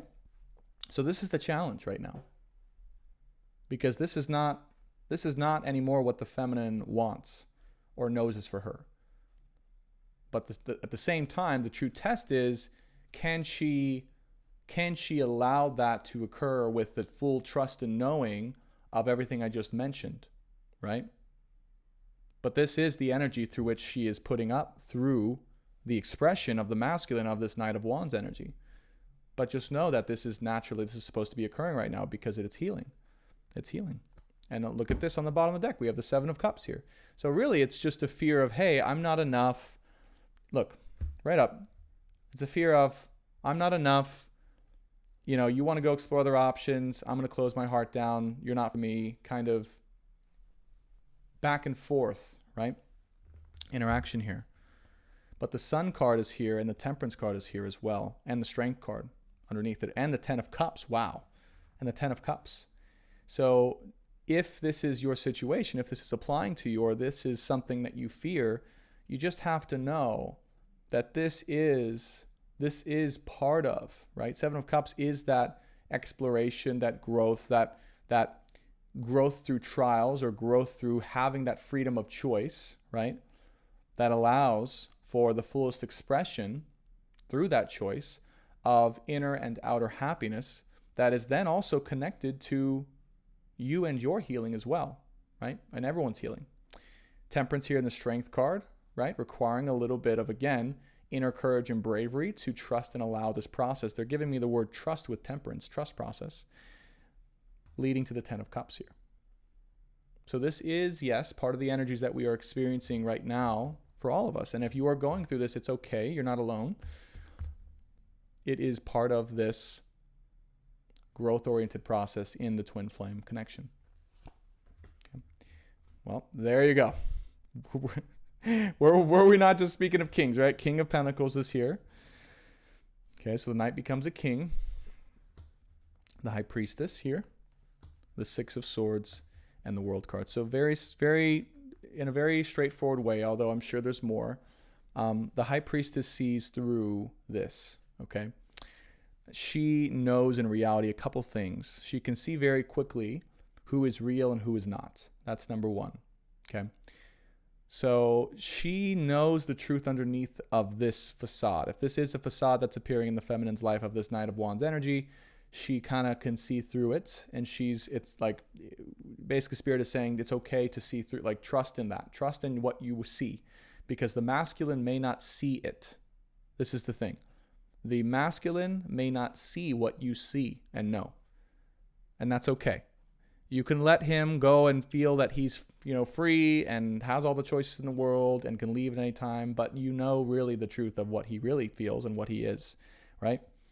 But don't expect him to know immediately like you do. And I know that might be hard or frustrating, okay? But yes, the High Priestess does sit here in this as she observes and trusts this process to play itself out. Because as we also mentioned, right, this King of Pentacles, this is how he will evolve into a king. This is his process now, going from Knight of Wands into King of Pentacles. This is how he will evolve. So the feminine here, fortunately or unfortunately, I know it's not easy all the time, is and must allow for this progression to occur in the masculine, her masculine, okay? But the masculine generally. And then Six of Swords with the World, know that also that the past ways in which she may have been hurt, Queen of Swords, are no longer going to apply. She can and is being asked to by Spirit as well to let go of her past, let go, is what I'm hearing. It's like, hey, it's not going to be in that way. It's not going to be that what has happened in the past, right? The World card with the Six of Swords. The past is done. Past is over. Oh no, camera just died. Probably got overheated. It's okay. I'll show you guys from here on out. We'll restart in a second. But the past is as it was. Let it go. Let it be. And know that now what is happening currently in the energies, or what will soon be occurring in your own personal life, is very different. So you're going to have to learn to trust that. Okay. I'm talking to feminines specifically and masculines, but feminines and masculines here. Okay. We have, yeah, there you go. Seven of Swords underneath the Queen of Swords. So I'll get to that in a second. Nine of Wands. Yeah, Five of Pentacles. Okay, guys. Wow, they are very much giving a feminine-oriented reading today. It is for both parties, but this is going to be specifically advice for the feminine here. Oh gosh, I hope my camera can last, because we have quite a bit to go through.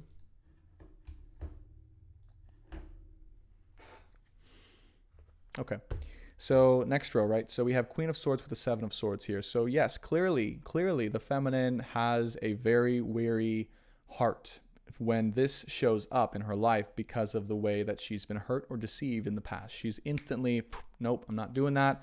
Heart's closed. I've been deceived. It's, it is what it is. And it's not going to happen, right? So this is that Nine of Wands as well. You can see like, hey, it's kind of it's a weariness to accept anything even close to that. But this is also a test of sorts as well.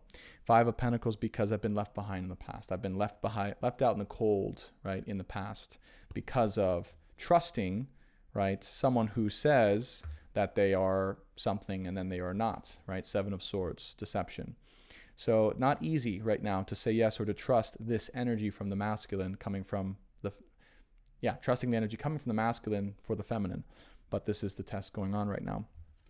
Five of Wands here, okay, and the Eight of Swords. This is for the feminine specifically an internal battle to let go of her past. Okay, so she may feel like inside of her own soul, there are a lot of internal battles going on and a lot of potential,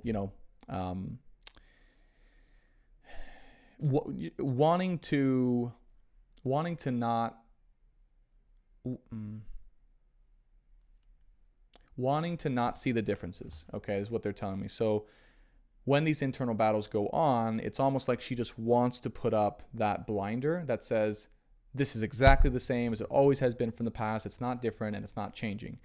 That's the temptation here. But what she is not wanting to see, or what it's difficult for her to see at this moment, is basically that this is a whole new reality and that the past is done.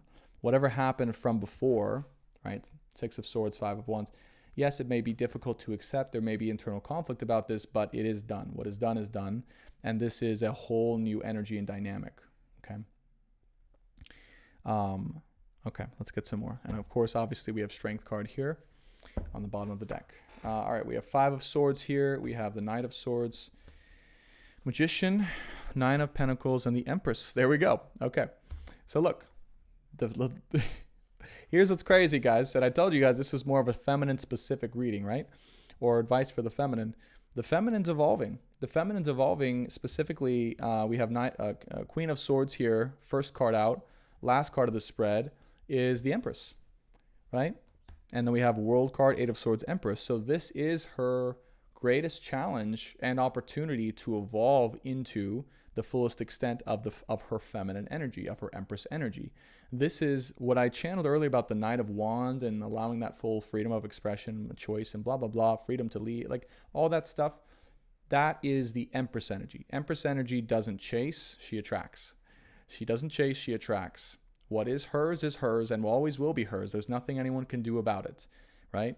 As long as she's connected to that feminine energy, there is nothing that any masculine who is hers can do to forget or leave or change, right? Or leave.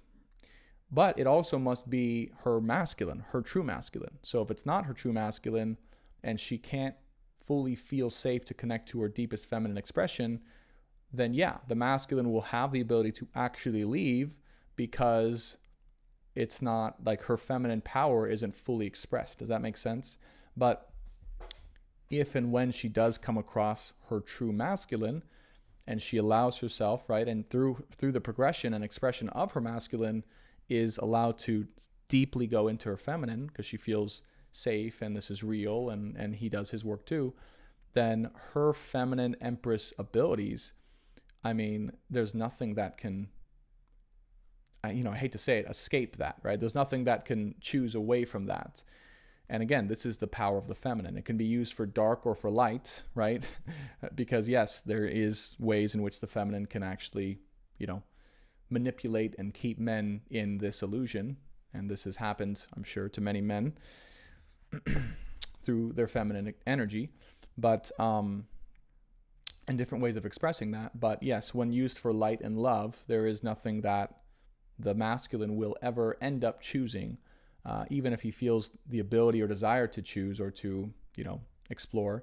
There will never be anything other than her that he does choose in the deepest, fullest feminine expression. So anyways, this trust, this evolution, this going through these triggers and this hurt, this is part of her evolutionary process now. And look at this I love this 9 of Pentacles here with the Empress. So again, this is just like, hey, doing your thing, feminine energies, doing your thing, living life, living in abundance, living in peace and calmness and confidence. Okay, confidence is the number one word. Magician, 9 of Pentacles, Empress, and nothing that is yours will never not be yours. Basically, is what the words I'm hearing. Nothing that is actually yours will never not be yours, including your masculine, including the money and the work and all that stuff that you want. Right, that's it. But you got to be willing to go through this test of sorts, or this progression, or this healing, whatever you want to call it. This is also, yes, being triggered by your masculine for that purpose. So you have to realize too, it's not just because he wants to, your masculine or the masculine wants to trigger the feminine. It's not it.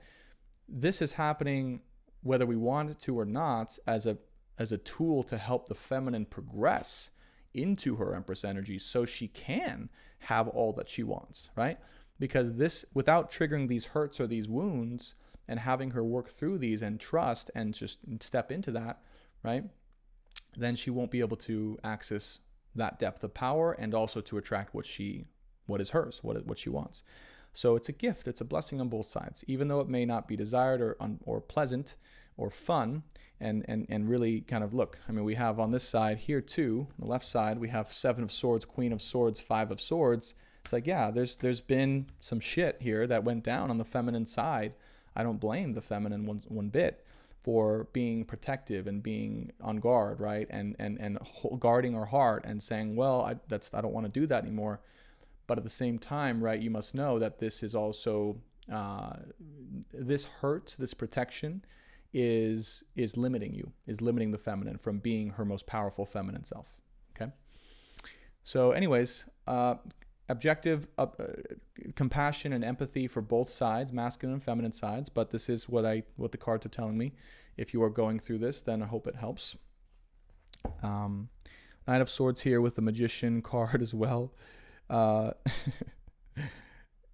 Yeah, it's just an energy of like Magician and Knight of Swords is like this make it happen energy, right?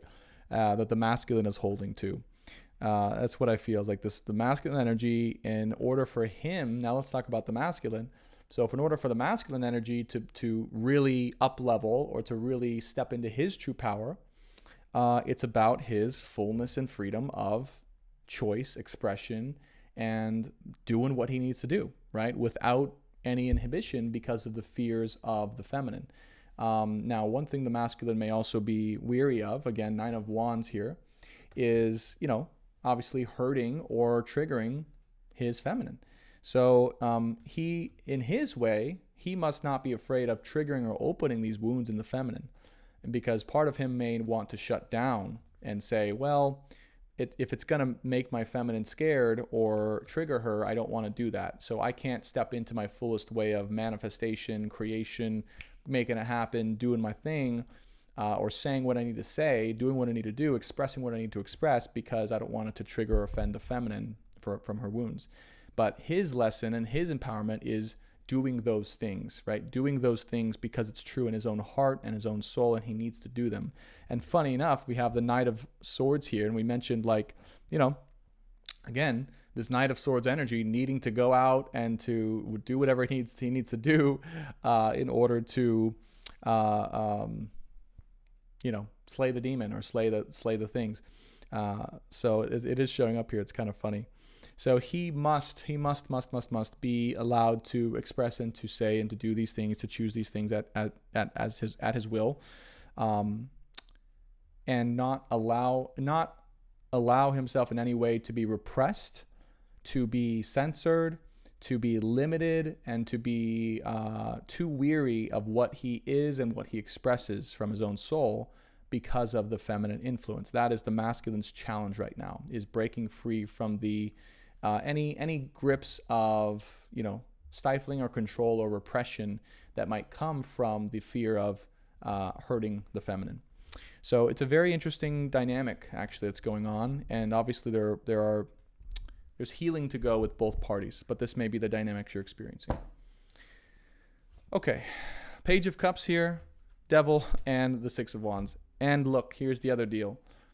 You may have someone, feminines. You may have someone, or no, this is going to be for feminines, definitely. You may have feminines. You may have people coming to you, all right, who are attracted. The more you go into your feminine, I'm just going to tell you right out, and just remember this when it happens. The more you go into your true feminine because of your true masculine, the more you will also attract in people who are ego-based. So the more you will attract in karmic or negatively oriented partners, right, who say, well, they have their fancy words, right? They have their pretty faces and their fancy words, and they are approaching you from a very, half piece of heart oriented, possibly manipulative, ego-based place. All right? I'm just going to tell you now. The more you jump into your feminine, the more you dive into your feminine, you will bring this in. And you will be tested. You will be shown, right? You will be allowed to see what this is and what you choose, okay? So you have to be willing to navigate this, because, again, with the masculine, with the masculine energy wanting to, again, express and to be and to have the freedom to choose, at the same time, right, there will also be different energies being attracted to the feminine, where she must be able to perceive and to choose through this. Okay. I would say also that there's a very there's a big difference between I was having this conversation this week between ego expression. Okay, the ego expression. There's a difference between healthy and unhealthy ego expression, and what I'm hearing they're channeling to me is the less someone has opened up their hearts here. Okay, the less someone has opened up their hearts or willing to share of their own hearts, the more that their ego expression will take its place. Does that make sense? So they're showing me the levels. They're saying, okay, the more that someone's opened their heart up, the less often their full ego's expression will take its place. But the less they've opened up their heart and the less they share of their heart, the more their ego, in terms of their expression, will take its place. Does that make sense to you guys? Now, doesn't mean that if someone has fully opened their heart that they can't express parts of their ego, because there is a healthy balance of ego and heart-centered beingness and expression.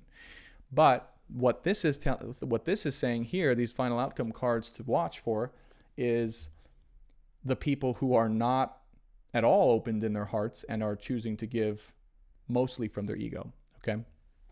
Who, yes, there is a darker and or manipulative expression here. Not to mention, kind of crazy, I mean, we did mention Satan's armies here, and here he is, right, at the last 3 cards in the middle of this. So there is definitely, I would say, 100% dark energy connected to the people that you may be interacting with that are coming to you through their expression of ego.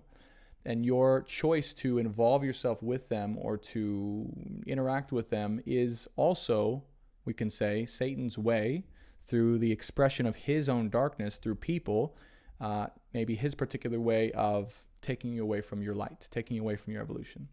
So just be careful with this, because this is through people and through people's egos and through people's expression without heart-centered consciousness, a way in which the darkness, generally, through Satan's army, can express its will. Wow. And as I said that, literally the screen went black here on YouTube for my camera. So that's kind of crazy. Literally, I mean, I could show you guys, like, it literally, as I literally said, like, per Satan's will, like, the screen went black. So, so yeah, it is, it's very real. It's a very real thing here. And just a bit of an omen, right? Like, it's not a scary thing, but just a bit of an omen of, like, you guys we all have to be careful around who we are choosing to spend our energy and time with. And even, and especially watch out for those who are, again, in this kind of egotistical way of expression. Okay, let me get 3 final advice cards here on this reading. Yeah, there you go. 4 of Cups, Fool card. Wow. And the Lovers. Wow. That's crazy. And Death here. Wow. So, I mean, this is like straight up, holy crap. Like, this is the advice. This is the advice, okay? This is the advice. Right now, for everyone listening, right underneath the Devil, the 6 of Wands, and the Page of Cups is the 4 of Cups, meaning you don't want to accept this cup. You want to say no to Satan's cup of love. You see this little Page of Cups next to the Devil and the 6 of Wands? This is called Satan's cup of love. And it's not really love at all. It's Satan's cup of deception.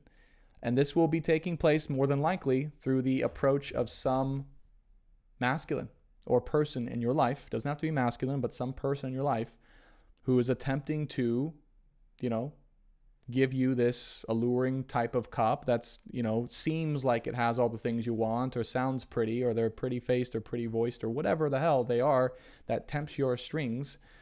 And your task, feminine, is to say no to this, and masculine if that's the case. But I'm really feeling strongly this is for the feminine collective specifically. Okay. Say no to this and say yes to the true love of your life. But it will require a leap of faith. I mean, this is literally, you can't make this shit up. This is final 3 advice cards. There is the truth. There's the truth. There's the true person. There's the false person here. There's the temptation. There's the ego. There's all this shit. They're saying say no to that, but say yes and be willing to take a biggest leap of faith in your life towards your true person, because this is your true person. If you are feeling energetically, right, the truth of this person, who this real person is, but it requires a huge leap of faith. It requires a huge new perception, right, of reality. Remember, we had the Blade and the Oracle cards where they said you got to cut the ties to your old perception of reality, okay, and choose to take a leap of faith down this new world kind of rabbit hole. That will be your person, okay? And again, I'll say this. I said this before. I'll say it again. This is crazy cards. I'll say it again. I'll say it before. I say it again. Your heart will show you the way. Your heart will show you the way. Okay? Your heart will show you the way. Your heart will never, ever guide you falsely.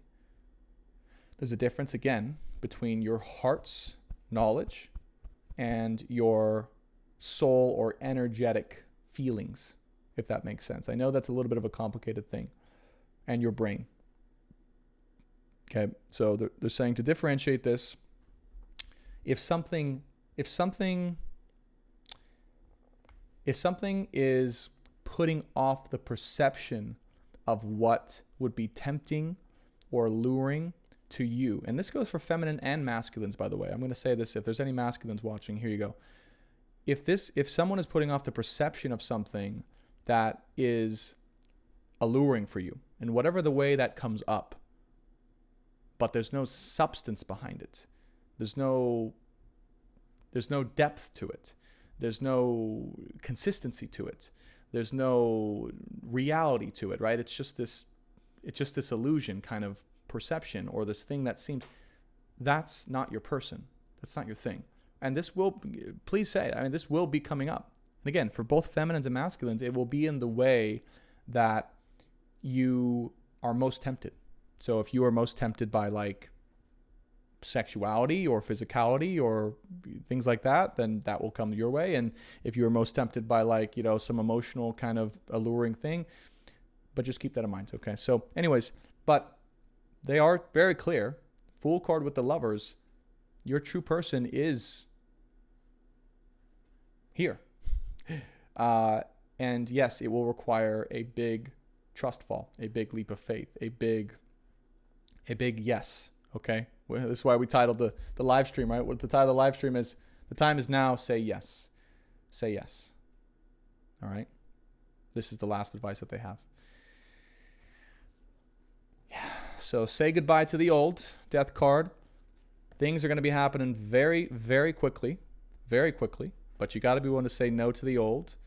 And yes, it will lead to passionate long-term commitment in a destined and fortuitous way that builds its way slowly over time and allows you as well to step into your fullest expression of power, overcome your fears, and open your heart once and for all to build something truly sustainable for the world, both in love and in life, but also in relationship that is connected on a deep, deep and never-ending soul level. And I could keep going. I could keep going because it's just crazy. The way that the cards are coming out today is just insane. But anyways, I'm going to end it there. Thank you guys so much. That was amazing. I'm even, for myself, I'm like, that couldn't have been any more clear. And that's where I'll end it.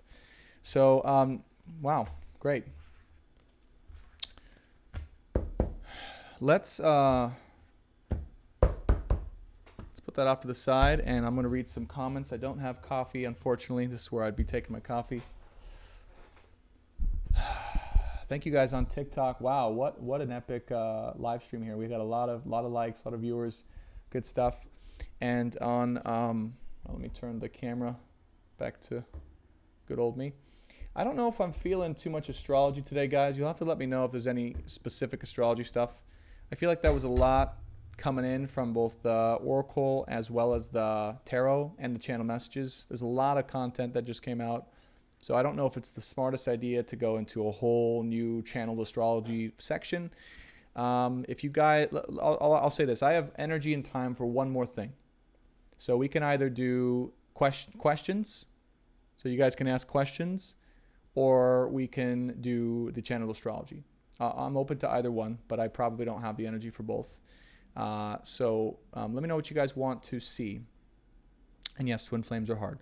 Twin flames are hard, very hard. Yeah, the triggers are triggering, lol. Yeah, they are. Thank you for the donation as well. Someone just gave me $5. Thank you, Sky Meadow. Thank you so much. I appreciate it.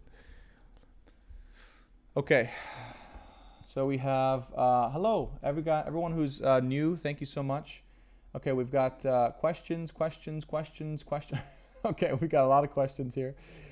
Claudia, thank you so much for doing a great job. Astrology. The TikTok, well, I'm recording on YouTube, so you guys can watch the same video. If you guys want Signs of the Soul and Stars, my YouTube. Thank you guys. A lot of compliments on my energy. I appreciate that. Melly says, anything you're called to. Laura says, astrology. My DM had this awakening more than I knew. I say yes. Yes, that's awesome. Say yes, say yes, yes. Astrology. December 18th to the 22nd. Brandon, so good to hear. Feel astrology, astrology. Okay, interesting. We have a mix. We have TikTok saying questions. We have YouTube saying they want astrology. Let me check in and see if there's any preference on this. And the guides are telling me that I need to make this decision. It's funny. That's funny. They're saying, you got to make this decision.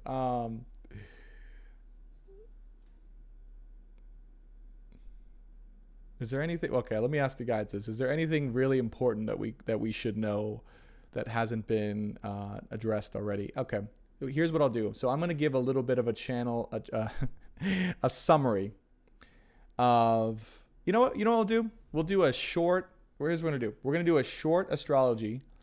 And I do want to look at October, especially since it's in the title of the thing. So we are going to look at the astrology briefly, just a little bit of October. For whatever reason, they're saying it's not super critical compared to the last live streams. Like the last live streams were, when it comes to astrology, they're pretty important. So if you guys missed the astrology, want to know, definitely check out the last couple weeks of live streams. But they're saying we can look at October. It's not that critical.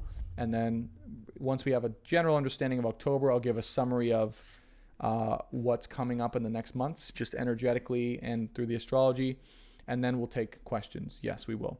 And if you have questions specific for me about the readings, about the channelings, about what's coming and all that stuff, the masculine, feminine dynamics, all that stuff, please ask it in YouTube because it's really tough to track on TikTok. So that's what we'll do. All right. Thanks for your patience, guys.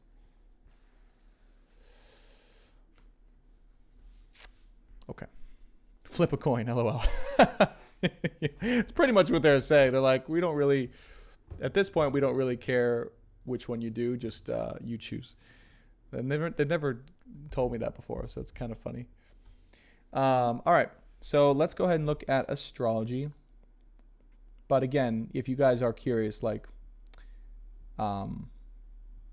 we have done a lot of channeling for the months to come. We've done September, pretty much all of September. We've done December.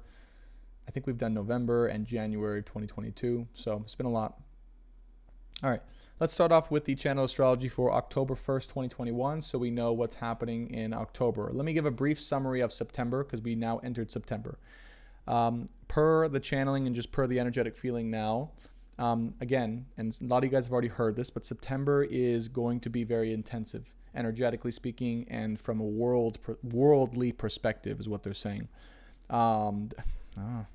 They're saying this will include many tests and challenges unforeseen in the past and the present, only to be seen in the near future. This is the words are saying. And again, hopefully they can give me some specifics here, but they're saying unforeseen and dramatic challenges to face here from a worldly perspective in the coming months. Unprecedented, unforeseen, unprecedented is the words they're using here. So, again, I don't think they're going to give me specifics on this, but what I kind of felt, again, what was channeled in the last couple of readings is Mother Earth is going through some evolutionary shifts here, and that's going to cause some possibly dramatic natural events to occur here. And again,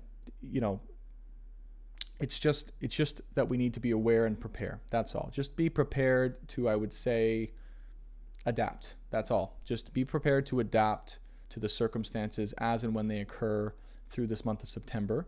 We're going to be okay, right? It's nothing that's going to destroy the earth, but we're going to be okay, but just there will be some significant. Now, what this will do, again, the purpose of it, again, is the earth itself going through these evolutionary growing pains or growing traumas, right? And I gave the analogy of this last time. It's like as we as individuals, just as we go and we do our shadow work and it's really tough and tumultuous and we're going through these internal battles. By the way, just as a funny side, this is an interesting side note, the reading was about the feminine, and the reading was about the feminine growing pains, right? And this is exactly what the earth is doing too. And the earth obviously is feminine, Mother Earth. So the feminine doesn't just include the feminine as in female beings, it includes the earth as well. So as the earth goes through these evolutions, so too will the feminine collective. And so anyways, whether you're feminine or masculine, it is important to know that the feminine will be going through some tough stuff this month, generally, both from the earth perspective as well as women and the feminine energy, not just women, but the feminine energy. Okay, because yeah, hopefully you guys understand. All right, so there will be challenges unforeseen, unprecedented this month. It's important to be aware to adapt, to be able to adapt, and to be flexible. They're saying be flexible with your logistical preparations and operations. Okay, so I'm just assuming they mean don't be stuck. Don't just be stuck or be like, I can't do anything. I can't move anywhere. I can't, like, you got to be flexible. Okay. All right. So that's September. And obviously we mentioned the growing pains. There's a lot more about September specifically in my last live stream, so check that out. Now let's look at October. We'll go into October. Now October is obviously after September, so this is a little bit in the aftermath. Now, anyways, what I was going to say was the aftermath of September, what it's going to do too is it's going to really open the way to have this conflict, right? It's going to really break things down in a way that will open the floodgates, so to speak. And they did use the term floodgates, I think, for a reason. But the floodgates will be open in terms of the ability to then really have some drastic shit happen, okay? Because it's almost like it's the defenses are going down. The defenses are going down, right? Like nature and the earth is going to help open up and prepare the defenses to go down so the battle can occur in real time and in a real way. So it's almost like an equalization of opportunity here for everyone to be able to battle. That's what I keep seeing. I keep seeing this Five of Wands energy. Literally, I keep seeing Five of Wands energy where it's like conflict is happening here now. And it's due to or because of the openings that were created from the earth. That's the best way I can put it, as specifically as I can. Okay. Well, and wow, here you go. So now you see this. So I just realized, I didn't see this till now. Earth is conjunct Chiron here. Earth is literally conjunct Chiron here. So wow, that's crazy. I didn't even notice that. I swear I didn't see that. And we were just channeling this of like, Mother Earth itself going through her own wound healing, conjunct Chiron, right? And it's what is it healing from? Well, it's healing from the masculine. And how is it healing? Well, it's healing from that Aries kind of energy, that Knight of Wands Aries energy, right? This masculine freedom of expression, freedom of choice, freedom of exploration kind of energy, okay, that has plagued or wounded dramatically the feminine energy, right? Literally, the earth here is going through that. So that's her growing pain. So I would just say, look, what was channeled today, I would kind of expect that to be getting up and triggered and going on throughout September. And then in October here is really when she's probably got to be okay with just letting him prove himself, okay? Or trusting herself and proving himself in his distance and or in his battle. Like, he is going to be battling. This is what I'm seeing, because look at this. Mars conjunct the sun here. Yeah. You guys saw that Chiron conjunct Earth was intense. Now we have the ruling planet of ruling planet of Aries, Mars, conjunct the sun.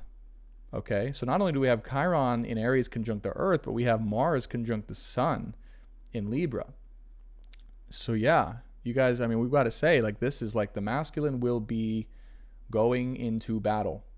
All right, then and I said this at 2:22, and the feminine's got to be able to trust him to do that, and to come back to her, and the masculine has to trust that he's got to go do this, and he will be called to it. There will be a summonings. They're saying this is kind of crazy, just me hearing this because I am a masculine, but there will be a call to action. There will be a summonings.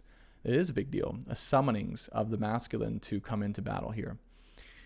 This is October. So again, want to emphasize, October is going to be, the floodgates are open, the battle is occurring. The masculine's called forth. The masculine needs to go do this. And the feminine's got to trust that he will find his way and battle and find her again. So very epic times, guys. Very epic times. I know this sounds kind of like a movie or something like that, but it's pretty intensive. I mean, they're showing me very clearly here. All right, they're saying to move forward here October 5th as well. Now we have... okay, good. So we have Sun 1 degree away from Mars. Mercury here is coming in as well, and the Moon. So October 5th will also be significant here. Earth and Chiron are also still conjunct, but Mars and Sun here are trine Lilith, Ceres, and the North Node. And it's actually making a grand trine with Saturn here. Okay, so there will be some sort of commitment here. Some sort of commitment that's made that facilitates the destiny of the Earth, I would say. This is an interesting one. They're saying destiny will be fulfilled in this day through commitment. Commitment and consistency, but destiny will be filled here. You know, I'm getting a really strong vibe of soldier vibe mentality for some reason. I kind of feel, this is interesting. I'm going to see with something real quick. Obviously here's Lilith here. So this is interesting because Lilith is in itself a very dark energy that we've channeled about before. Not bad, just it has darkness to it. Oh, I know that there's another asteroid called Luciferon, I think, but I don't have it on my charts here. Cupido, Pallas, Vesta. Yeah, I don't have it here, unless it's called something different. But anyways, we'll keep it at that. Okay, anyways, what I can see, though, here is... So we have a grand trine with Saturn in Aquarius. We also have Mars conjunct the Sun here with the Moon coming up, almost a new moon. So, and that new moon is going to involve some type of commitment, I would say, from the masculine energy to go to battle and to battle the darkness. Because we have, again, Lilith on top of the North Node, on top of Ceres, for the Earth. This will be for the Earth, okay? Lilith here, while Lilith is not bad, I am going to take Lilith as a symbol of darkness here. A symbol of creeping, dark, and or toxic energy, right? That has and can continue on with its corruption of the nature, of the very nature, they're saying, the very nature of the human species. This is connected to something very dark and very evil. But they're saying this is an attempt to shift the destiny. They're saying it's an attempt. So I'll just talk about Lilith conjunct the North Node. An attempt to shift the very nature of the human species and to shift the destiny. This is a darkness, a dark attempt to shift the destiny and very nature of the human race and species. So this is, again, want to make it clear, Lilith is just an energy, not bad or good, but it is a dark energy. Let me make that clear. And when left unchecked in this way, I can see here in Gemini, with Ceres here as well, because we also have this battle of the feminine.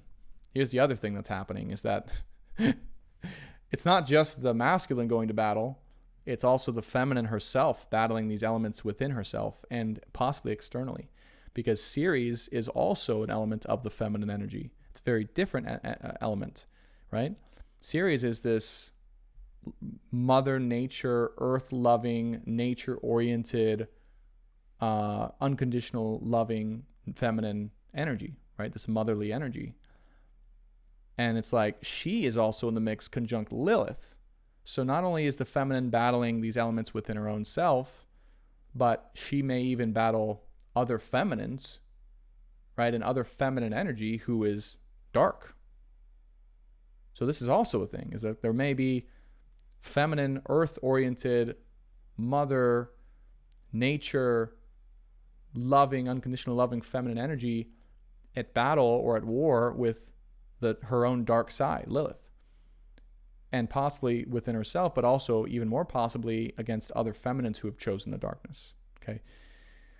So the darkness knows no bounds. It has both feminine and masculine energies at its disposal, right? This is the battle for the feminine. So while the masculine is going out to fight a different battle, the feminine will have her own battle here. Now again, with North Node here in Gemini, this is one for the storybooks, everyone. This is one for the history books, what they told me. This is sounds like something out of a movie, I know. And I don't mean to be dramatic. I think I'm being very straightforward and grounded as possible, but they just said this will be one for the history books. So it will be like a legend, like a legend of the Knights of the Round Table. I don't know, something like that. But it is North Node here. So sextile, and then look, here it is. Here is that truth, right? Is Chiron conjunct the Earth in Aries is sextiling. Whoa! Look at the playbacks. I swear to God. 2,222 playbacks. Can you guys see that?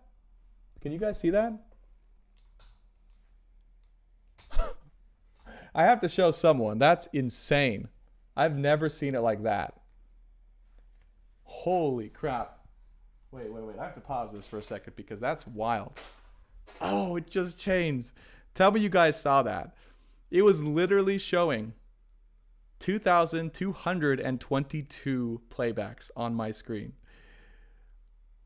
That's crazy. I mean, that's like a very non-random number to show up. But there were 4 twos. So I'm just saying, whatever the hell is coming through this is just like, this is crazy. This is very crazy. Even for me. I mean, goodness gracious. All right. Sorry for interrupting, but that was just like crazy. It was only there for a couple seconds, but 22. All right, let's keep going. Of course, now we have 888. 8.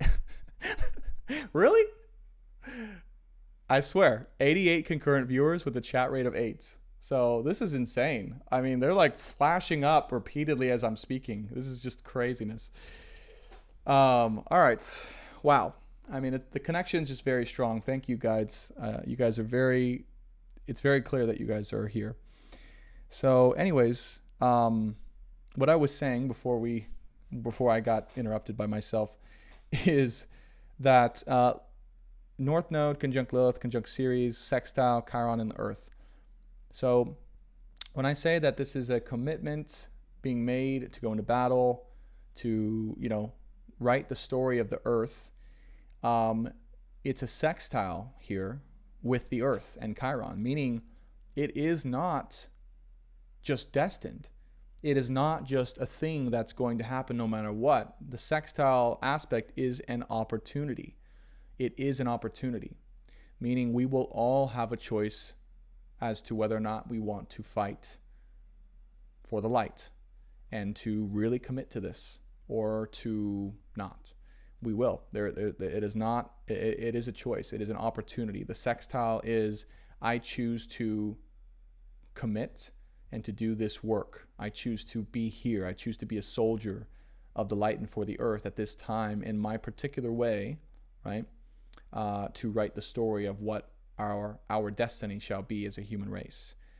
And yes, I know that sounds really out there, but this is what they're channeling to me right now with that sextile here. So it is an opportunity, and we will get to choose the story.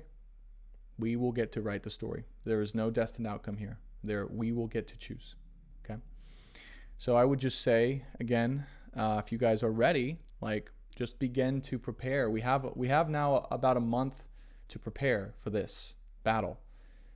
September's going to be crazy, and I would say make your own preparations there. But in October here, that's when they're saying the battle begins. So just be prepared and decide on what you want to do. Decide on are you willing to fight? Are you willing to be a part of this? Are you willing to involve yourself in this in whatever way you can, right? To stand up and to fight against the darkness. This will be a choice. This will be an opportunity. Okay. They're saying one more, October 20th. We want to show you October 20th. Okay.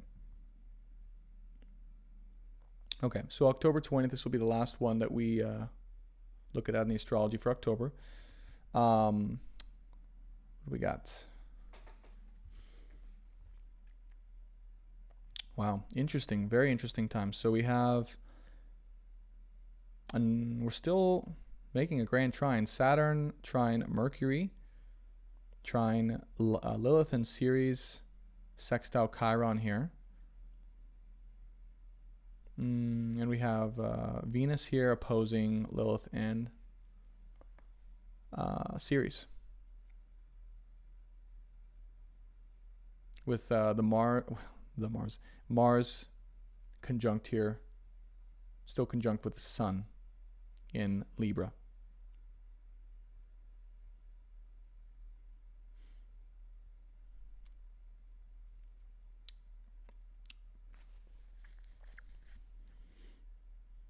Oh, I see. I see. This is it's close to a full moon. It's close to a full moon. Let me see where that is actually.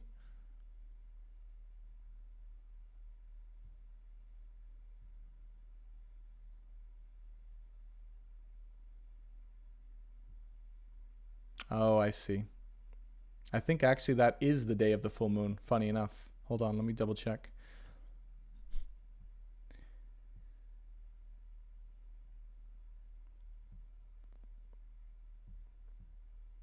I'm just going to get the exact.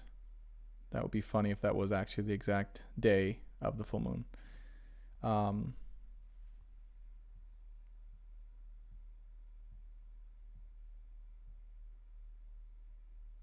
There it is. It is. So October 20th here, 2021. Did we go through? We did go through October a little bit. Funny enough. Yeah, we did. This was the whole thing about all the marriage stuff, right? Yeah. Anyways, they did want to bring October. So remember, I think it was October 21st or 2nd where the marriage stuff comes up, where it's like great opportunities to get married in this little window. Very random when they said that back in the day. Remember they said that, and I was just like, what the hell? Like, how's that going to be possible? Well, we'll see. So this is a full moon. So let me see why they direct me to this day.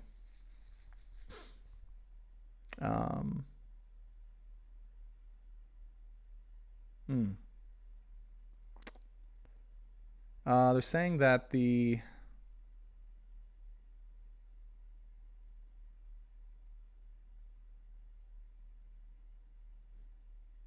I'll make sure I get this right here.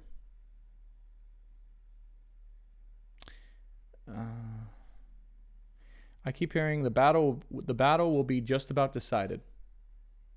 The battle will be just about concluded, or there will be some type of so I guess it's not a very long battle, but there is a battle, right? Like, it's not a long ass crazy 3-year thing. It's like there's going to be some uproar, and then by this date for the full moon, they're saying the battle will be close to decided. They're saying close. They're not saying it's decided for sure, but it will be pretty much decided by that point, or meaning like it will be close, nearing its conclusion. That's the words they're saying, nearing its conclusion here. Okay.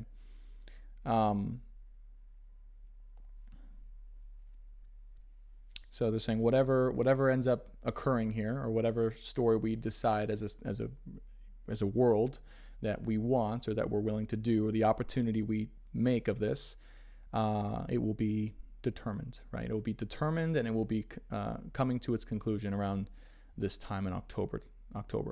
It doesn't mean that there's not more things to be done, because it does feel like after that there's going to be more to facilitate, clean up, to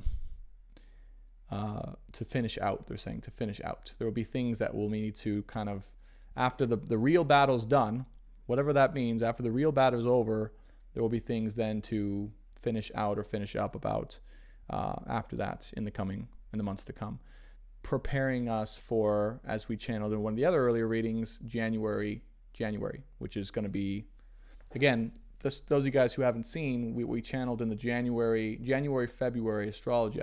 I forget if we got February, but I know January. January is finally when twin flames, the union can really be together. Like that's when it can actually really happen logistically and in every way, because of all this battle stuff, right? Like January is when it can finally be a thing where there's no other, interruptions to it because of the circumstances as they are. But right now, again, there's going to be these dynamics of push and pull and healing and the battle, and the earth, like the feminine itself, is going to go through this crazy ass shift in accordance with Mother Earth. So there's a lot that's got to happen here for both parties. Right? Not just the feminine, but the masculine too, in terms of his battling and his commitment to that. And they keep emphasizing the night story, right? Having to go out and live out and slay the evil dragon to come back, and the feminine having her own stuff. So then again, January, that was a very strong, like, it's time to build both the new world as well as the new era of relationships in the twin flame dynamic and union and world. It's all coming together, January 2022. So anyhow, that is what we got for the astrology today. And I will now take questions from you guys. And if I see some on TikTok that I just happen to notice, and we can take those. But if you guys really want a better chance of me reading it or answering, we can jump on YouTube here. And I can answer any questions you want. Now, I do want to keep it to, again, as normal, outside of your personal situation, right? This isn't a personal reading time. It's more of a questions about the reading, questions about the twin flame dynamic, the masculine journey, the feminine journey, the advice, healing, all that stuff. Okay. A bit confused today, though. It's okay. So one thing I'll note, too, is that confusion's actually not a bad thing. Many people think confusion, if they're confused about something, that it's a bad thing, that they should never ever feel the feeling of being confused. But in reality, this is just an over-attachment to the mind and the mind's security. And the mind gets a little bit uncomfortable when it's in this place of not being able to logically understand or pin down certainty, right? Because the ego also loves certainty. The ego loves logic. The ego loves definitive, certainty. So confusion is actually one way in which the parts of ourselves can evolve. Actually, it's by receiving and embracing the element of confusion that we allow ourselves to trust our heart and soul more, right? In fact, it can be argued that confusion is the most necessary element of allowing ourselves to trust in our heart and soul versus our mind. And the mind will be confused when there is a time when things may not make logical sense or tangible sense, but it's dependent upon a soul level faith and trust and certainty. Does that make sense? Now, the more we allow ourselves to accept and embrace this confusion as a test of our faith and our soul and heart's direction, the more we can evolve into that way of being where we are more guided naturally by our soul and heart versus our mind. So yes, I would say if you are feeling confused, again, it's not because that was my intention. It's because sometimes the channelings that I give and say at any time, particularly to the feminine for whatever reason, has this element of wait a minute, that doesn't make sense. That's not what, I thought or perceived or was the truth before, and now it's this. And that's just a part of, again, I've discovered my particular process of helping the feminine to grow as well, or feminine parts of people. And it's relaxing and opening, right, and trusting more so, less outside of the mind, in the heart. And this happens through the trust of confusion. And also, I've gone through this myself. I'm not just saying it's for the feminine. I've actually had to learn this from my own experience and practices, that every time I felt confused about something or I didn't understand it, I simply needed to open up and to trust more in my soul or heart. And then when that happened, and I just said, you know what, I know I'm confused, but I'm going to be open to it anyways, and I'm going to trust, kind of like trust falling through the process, right? It's like, all right, I'm confused, it's really scary, it's uncertain, but I'm still going to kind of trust in it because it feels right. Then all of a sudden, before you know it, that confusion goes away. It gets replaced by certainty in a new way. Okay, so I hope that helps. I know that that's kind of a difficult thing to navigate from my own experience. Okay.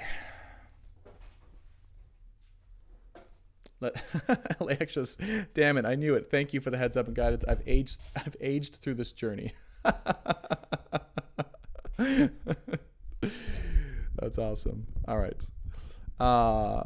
And it doesn't mean that I'm a trickster, by the way, in case you guys are wondering. It doesn't mean I'm a trickster if I'm constantly confusing you. It's just part of the way in which my power works to help others evolve, is through their own confusion. Temporary confusion. All right. Brandon, someone was asking about September 6th. What about September 6th? If someone wants to announce their question about September 6th, let me know, and I can answer whatever it is you want to know about. I'm also curious because I thought you would channel it wouldn't be, Twin Flame wouldn't be together. I'm also curious because I channeled it. Well, let me know. Let me know what the question is first, so I know what I'm answering. I don't know if we channeled specifically for the 6th. I know when we went into the September channeling, I know we talked about the 5th a lot. 21st, I think, 22nd. So let me know the question specifically and I can answer. Trust in self. I guess there was something about September 6th is supposed to be huge, and they were wanting clarity about September 6th.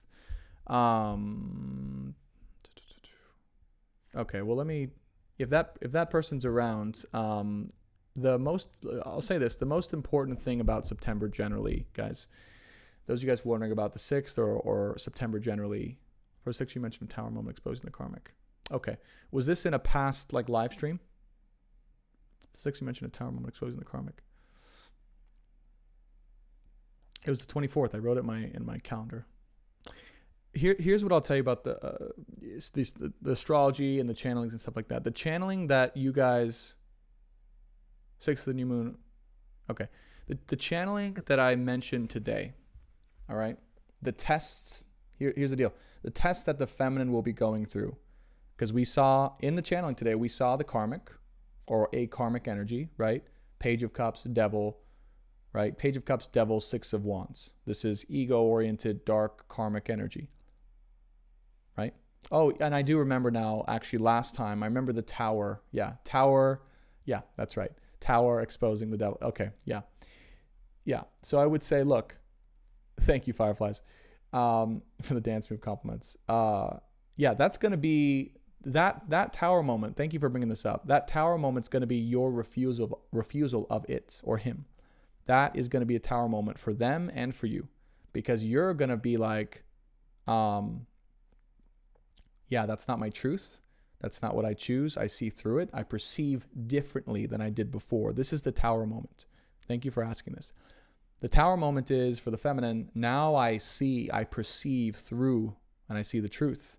So these karmic energies of, tempting but manipulative, dark, ego-oriented, half-heart-oriented energies are not going to fly anymore. And so when you see through that and you actually say no to that, yeah, there's a major tower moment for them and for you, because you are no longer that energy and you've decided to step away from that dark energy, and they're obviously going to have probably a meltdown in their own lives because of that, and what they choose to do with that is what they choose. Okay. Don't worry. The sweet dance moves will be on in the beginning. They're the most probably embarrassing and white man oriented dance moves ever. Yes, and I'm not a great dancer, but I do like to dance. Okay. Is your advice to relax and trust? Yes and no, Tina. So here's what I say to that. While I am saying it is great to generally speaking, relaxing and trusting the process and allowing your true masculine to guide the way. Okay? Whoever that is for you, allowing and trusting your true masculine to guide the way, i.e. the person that you feel in your heart that is consistent and strong and continuously shows up to lead you in a certain direction that may feel very uncertain or confusing. Let me know in the chat if you guys have anyone showing up in your life right now, okay, that is showing up on a consistent basis in a strong way, showing you a whole new or different direction that might seem confusing or crazy or just like not something you would have ever expected. And you are having to say, wow, this is confusing and it doesn't make all the sense in the world, but I'm just having to kind of trust this person, right? Follow that direction and trust and relax in that. However, on the opposite of that, be very perceptive, okay? And be examining. Here's the thing. If someone is your true person or masculine or genuinely good, they can stand up to your examination. So while I would say trust and relax on one end, I would also say don't be afraid to test the shit out of or examine or perceive anyone that tries to show up in your life to lead you in a certain way. Test the shit out of them. And if they can't stand up to the test, right, or they fall apart when you really look at them closely, that is not your person and do not follow them. Okay? Because you're the true people in your life, right? Or the true masculine in your life, if and when, right? If you don't have this yet, by the way, it's definitely coming. It's definitely coming. Like, you're not watching this because you're not meant to. It's coming. This is happening on a different timeline for everyone, just so you guys know. When I say these words, I know that not everyone in the chat is going to have their masculine right now, but they're preparing for this. So remember these words, okay? But yeah, test the shit out of them, because here's the thing. If someone is your true person, your true masculine, they will pass the shit out of those tests every single time. And they will show you. And they're meant to, by the way. They're meant to pass your tests. So test them. Put them under the examination, right? Be weary. But when they prove they are who they are, yes, trust and relax. But open at a gradual process, right? That's what I would say to that. I hope that makes sense. Good. Yeah. And Anona, there's nothing wrong with that, right? This is the feminine's way. This is the feminine's way of making sure her masculine is who he says he is and is willing to show up and be consistent and follow through. There's nothing wrong with that. And this is something the feminine naturally will do, right? Unconsciously or consciously. So feminines, I would say, don't be afraid of that. Don't be afraid of scaring him away, okay?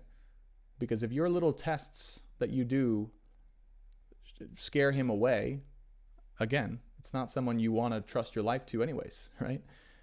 Again, in the deepest feminine energy or expression of the feminine, she's giving all of herself to him.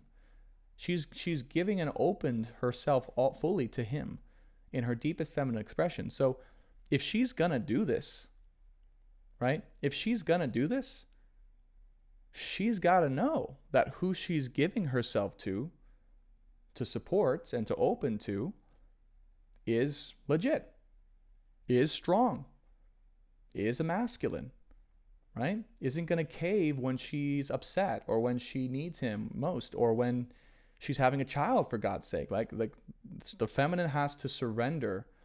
This is why it's built like this, guys, because in the old days or in the human experience, the feminine or the female has to give birth to a child. And when she's pregnant and has to give birth, she's vulnerable, right? She's vulnerable. So she has to be willing to trust her masculine fully. And if she can't, it's not her person. So this is why I say that. I say, feminines, don't be afraid to test your masculine at all. This is also the problem that's happened in society is like, again, this is kind of my anecdotal opinion, but one of the problems is there's a deep fear of the feminine being too much, right? How many guys have this fear of like, oh, I'm too much to handle. I'm too much to handle. My masculine can't handle this, or I'm too emotional for him, or I'm too expressive, or it's like, don't worry about that. Like, look, if you're gonna be with this dude, if you're gonna be with this masculine, just express yourself, be yourself. And if he can't handle it, he can't handle it. He can't hold you. He's not your guy. Okay? Your feminine emotions and energies will always be true, no matter what. No matter what society or other men have labeled it as, or if you've been called too much in the past, that doesn't matter. Your emotions and your expression will be true. Whatever it is, whatever arises in every moment, it's up to the feminine to express those things because it's medicine for her and for him. And it will always redirect the masculine, right? So yeah, part of the problem is that men, think that that's like too much or that's overwhelming and it's just intimidating for them. It's like, grow up. Because if you can't stand this, right? If you're looking for someone that's, low maintenance, the feminine is by nature not low maintenance, okay? I'm not saying that she should just, I don't know, be a chore for him all the time, but, it's not about being low maintenance, you know what I mean? Like, the feminine's expression of emotions and the true depth and variety of what she holds is very naturally intensive. It's a lot. Okay. So I also feel like part of this whole movement of like, wanting to be a low maintenance feminine is kind of just a cop out, or it's the feminine maybe changing her own willingness of expression at all times because she doesn't want to be too much for her masculine, when in reality that's stunting the growth of both of them.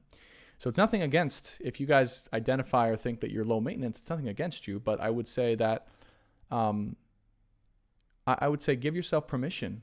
And this is coming from a masculine, right? This is coming from a masculine. This isn't coming from like a feminine dude or someone who identifies as the feminine. This is coming from a masculine dude, right? Like a heterosexual masculine dude. And I'm saying like, let your expression be felt and known because we value it. I value it. Always. Helps me. Helps you. Helps the world. Okay, enough on that. Okay. All right, guys. Good questions. Any other questions? You guys are welcome. I'll take a few more questions.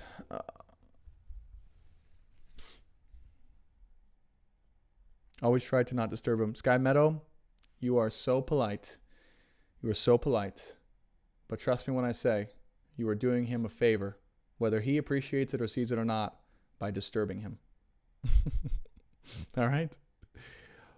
And look, it's not just, there's more to it than that, obviously, because the masculine also has to be allowed, right? If the masculine's going to be able to hold the feminine's expression and go through this and be open to being to receiving the feminine's expression, well, the feminine's also got to give him the freedom too that we've been talking about, right? So it's a give and take for both.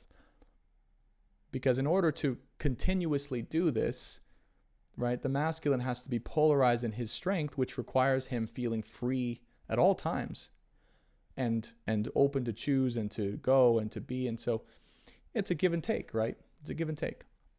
So, but I would say, yeah. Okay, Riri says, what's a good start for those interested in Reiki? I would 100% get certified by someone that you legitimately see as a magical practitioner. That's what I would say.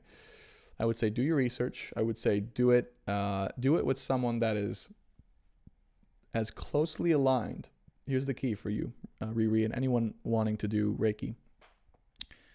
Do it with someone who is either had a significant positive impact on you, meaning you've seen that they are kind of a magical person, meaning like their life is very filled with synchronicities and happiness and joy, and they're a Reiki practitioner on top of that.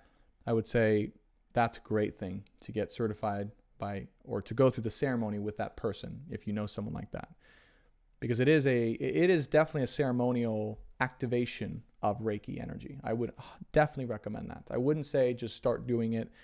You can, but it is actually quite activating to have someone run the energy through you and activate you.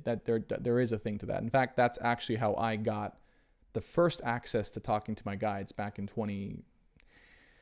I always forget the year. I think it was 2016 or 17, somewhere around there where that was. I think it's 16, actually, they're saying. So that was the first year I went to get a Reiki thing, and I heard my guides, and they started talking to me, and I didn't believe that they were real at first, but it's another story.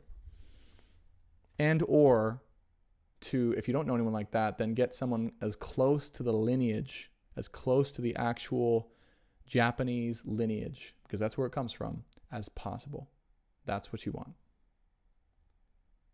Okay. Brandon, tell me to be attuned by my soulmate. That's funny. Yeah, that would be awesome. He just knocked on my door and asked to go to the river. Oop, haha, 2 affirmations and he's at the door. Wow, that's pretty crazy. Good luck. John Beverly says infinity. Being strong enough to embrace the knowing of being enough, expressing in love with no expectations, being able to love someone, not need them to love you back is magic. That's very well said, Senpai. This is so good and helpful. Thank you, Sky Meadow. Your questions are helpful too. John Beverly says scales. Melly Holmes, true love equals a love that is true. Yes. Be your strong feminine self, says Lady Lux. What's a good start? Yep. Okay. Good. Love without expectations.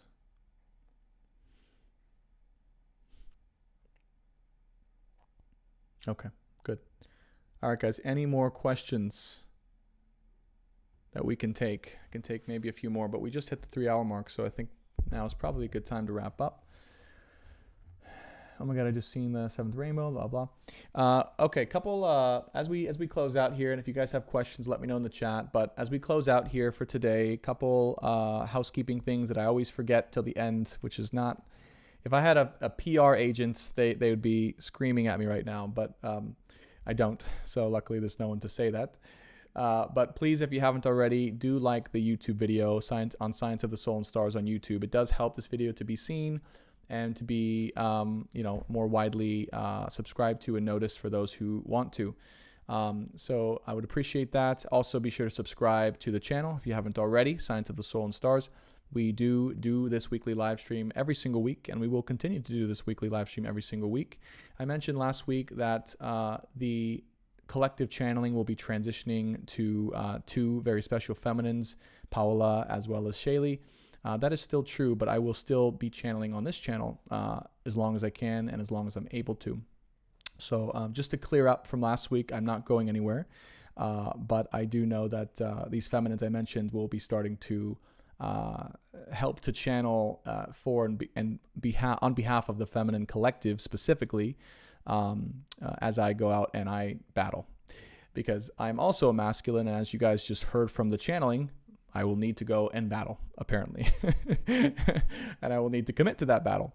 So in my stead, of course, there will be the need for someone to take my place or to help. So that's why I mentioned them. But I'm not going anywhere as long as I can. Okay? Okay. And then for those of you guys, so I'm back on TikTok. I've been censored twice on TikTok. First time was for a day. Second time was for a week. I appealed both of the censorships or the bans, and TikTok reviewed it as a human and said, you weren't doing anything against the guidelines. Here's your live video back, and here's your access. So I am back on TikTok, and I do need to take it strategically, though, because I think if I get banned again, it'll probably be for life. So, anyways, those of you guys know I am talking about COVID-related, vaccine-related stuff, more so the health of how to protect yourself, increase your immunity, be safe and protected and healthy and all that stuff. so that you can be protected regardless of what you choose to put or not put into your body. But I'll be talking more about that on my Twitch channel, which is twitch.tv/btobias6. I also have a new YouTube channel I'll be starting to post on as soon as I decide on my strategy, my YouTube strategy. And that YouTube channel is called Brandon Tobias Speaks. And I didn't mention it here in the description, but it is my second channel that I will be posting my next mission here on life about. Stuff about pertaining to my next mission, which will be very different from this. So all of that is kind of where I'm at, guys. I appreciate each and every single one of you. Thank you so much for joining us today. You guys are awesome. I would not be here. I would not be the man I am today without every single one of you guys supporting, and I do truly, truly mean that. I don't just say that lightly. You guys have helped me to grow and to evolve and to be more confident and to continue to share my gifts with you guys, and I really, really, really appreciate that. I would not be where I am today without you. So thank you so much, and I will keep you posted, okay? We will be going on to TikTok live after party as always, okay? So if you want to hang out and get your questions answered and just have a good time on a human level, you can join the TikTok after party. My TikTok is br_Tobias on TikTok. And other than that, I will see you in the coming weeks, every single week, as much as I can. And I will try to let you know if I'm ever not available for that. All right? Love and light, guys. Until the next one. Bye for now.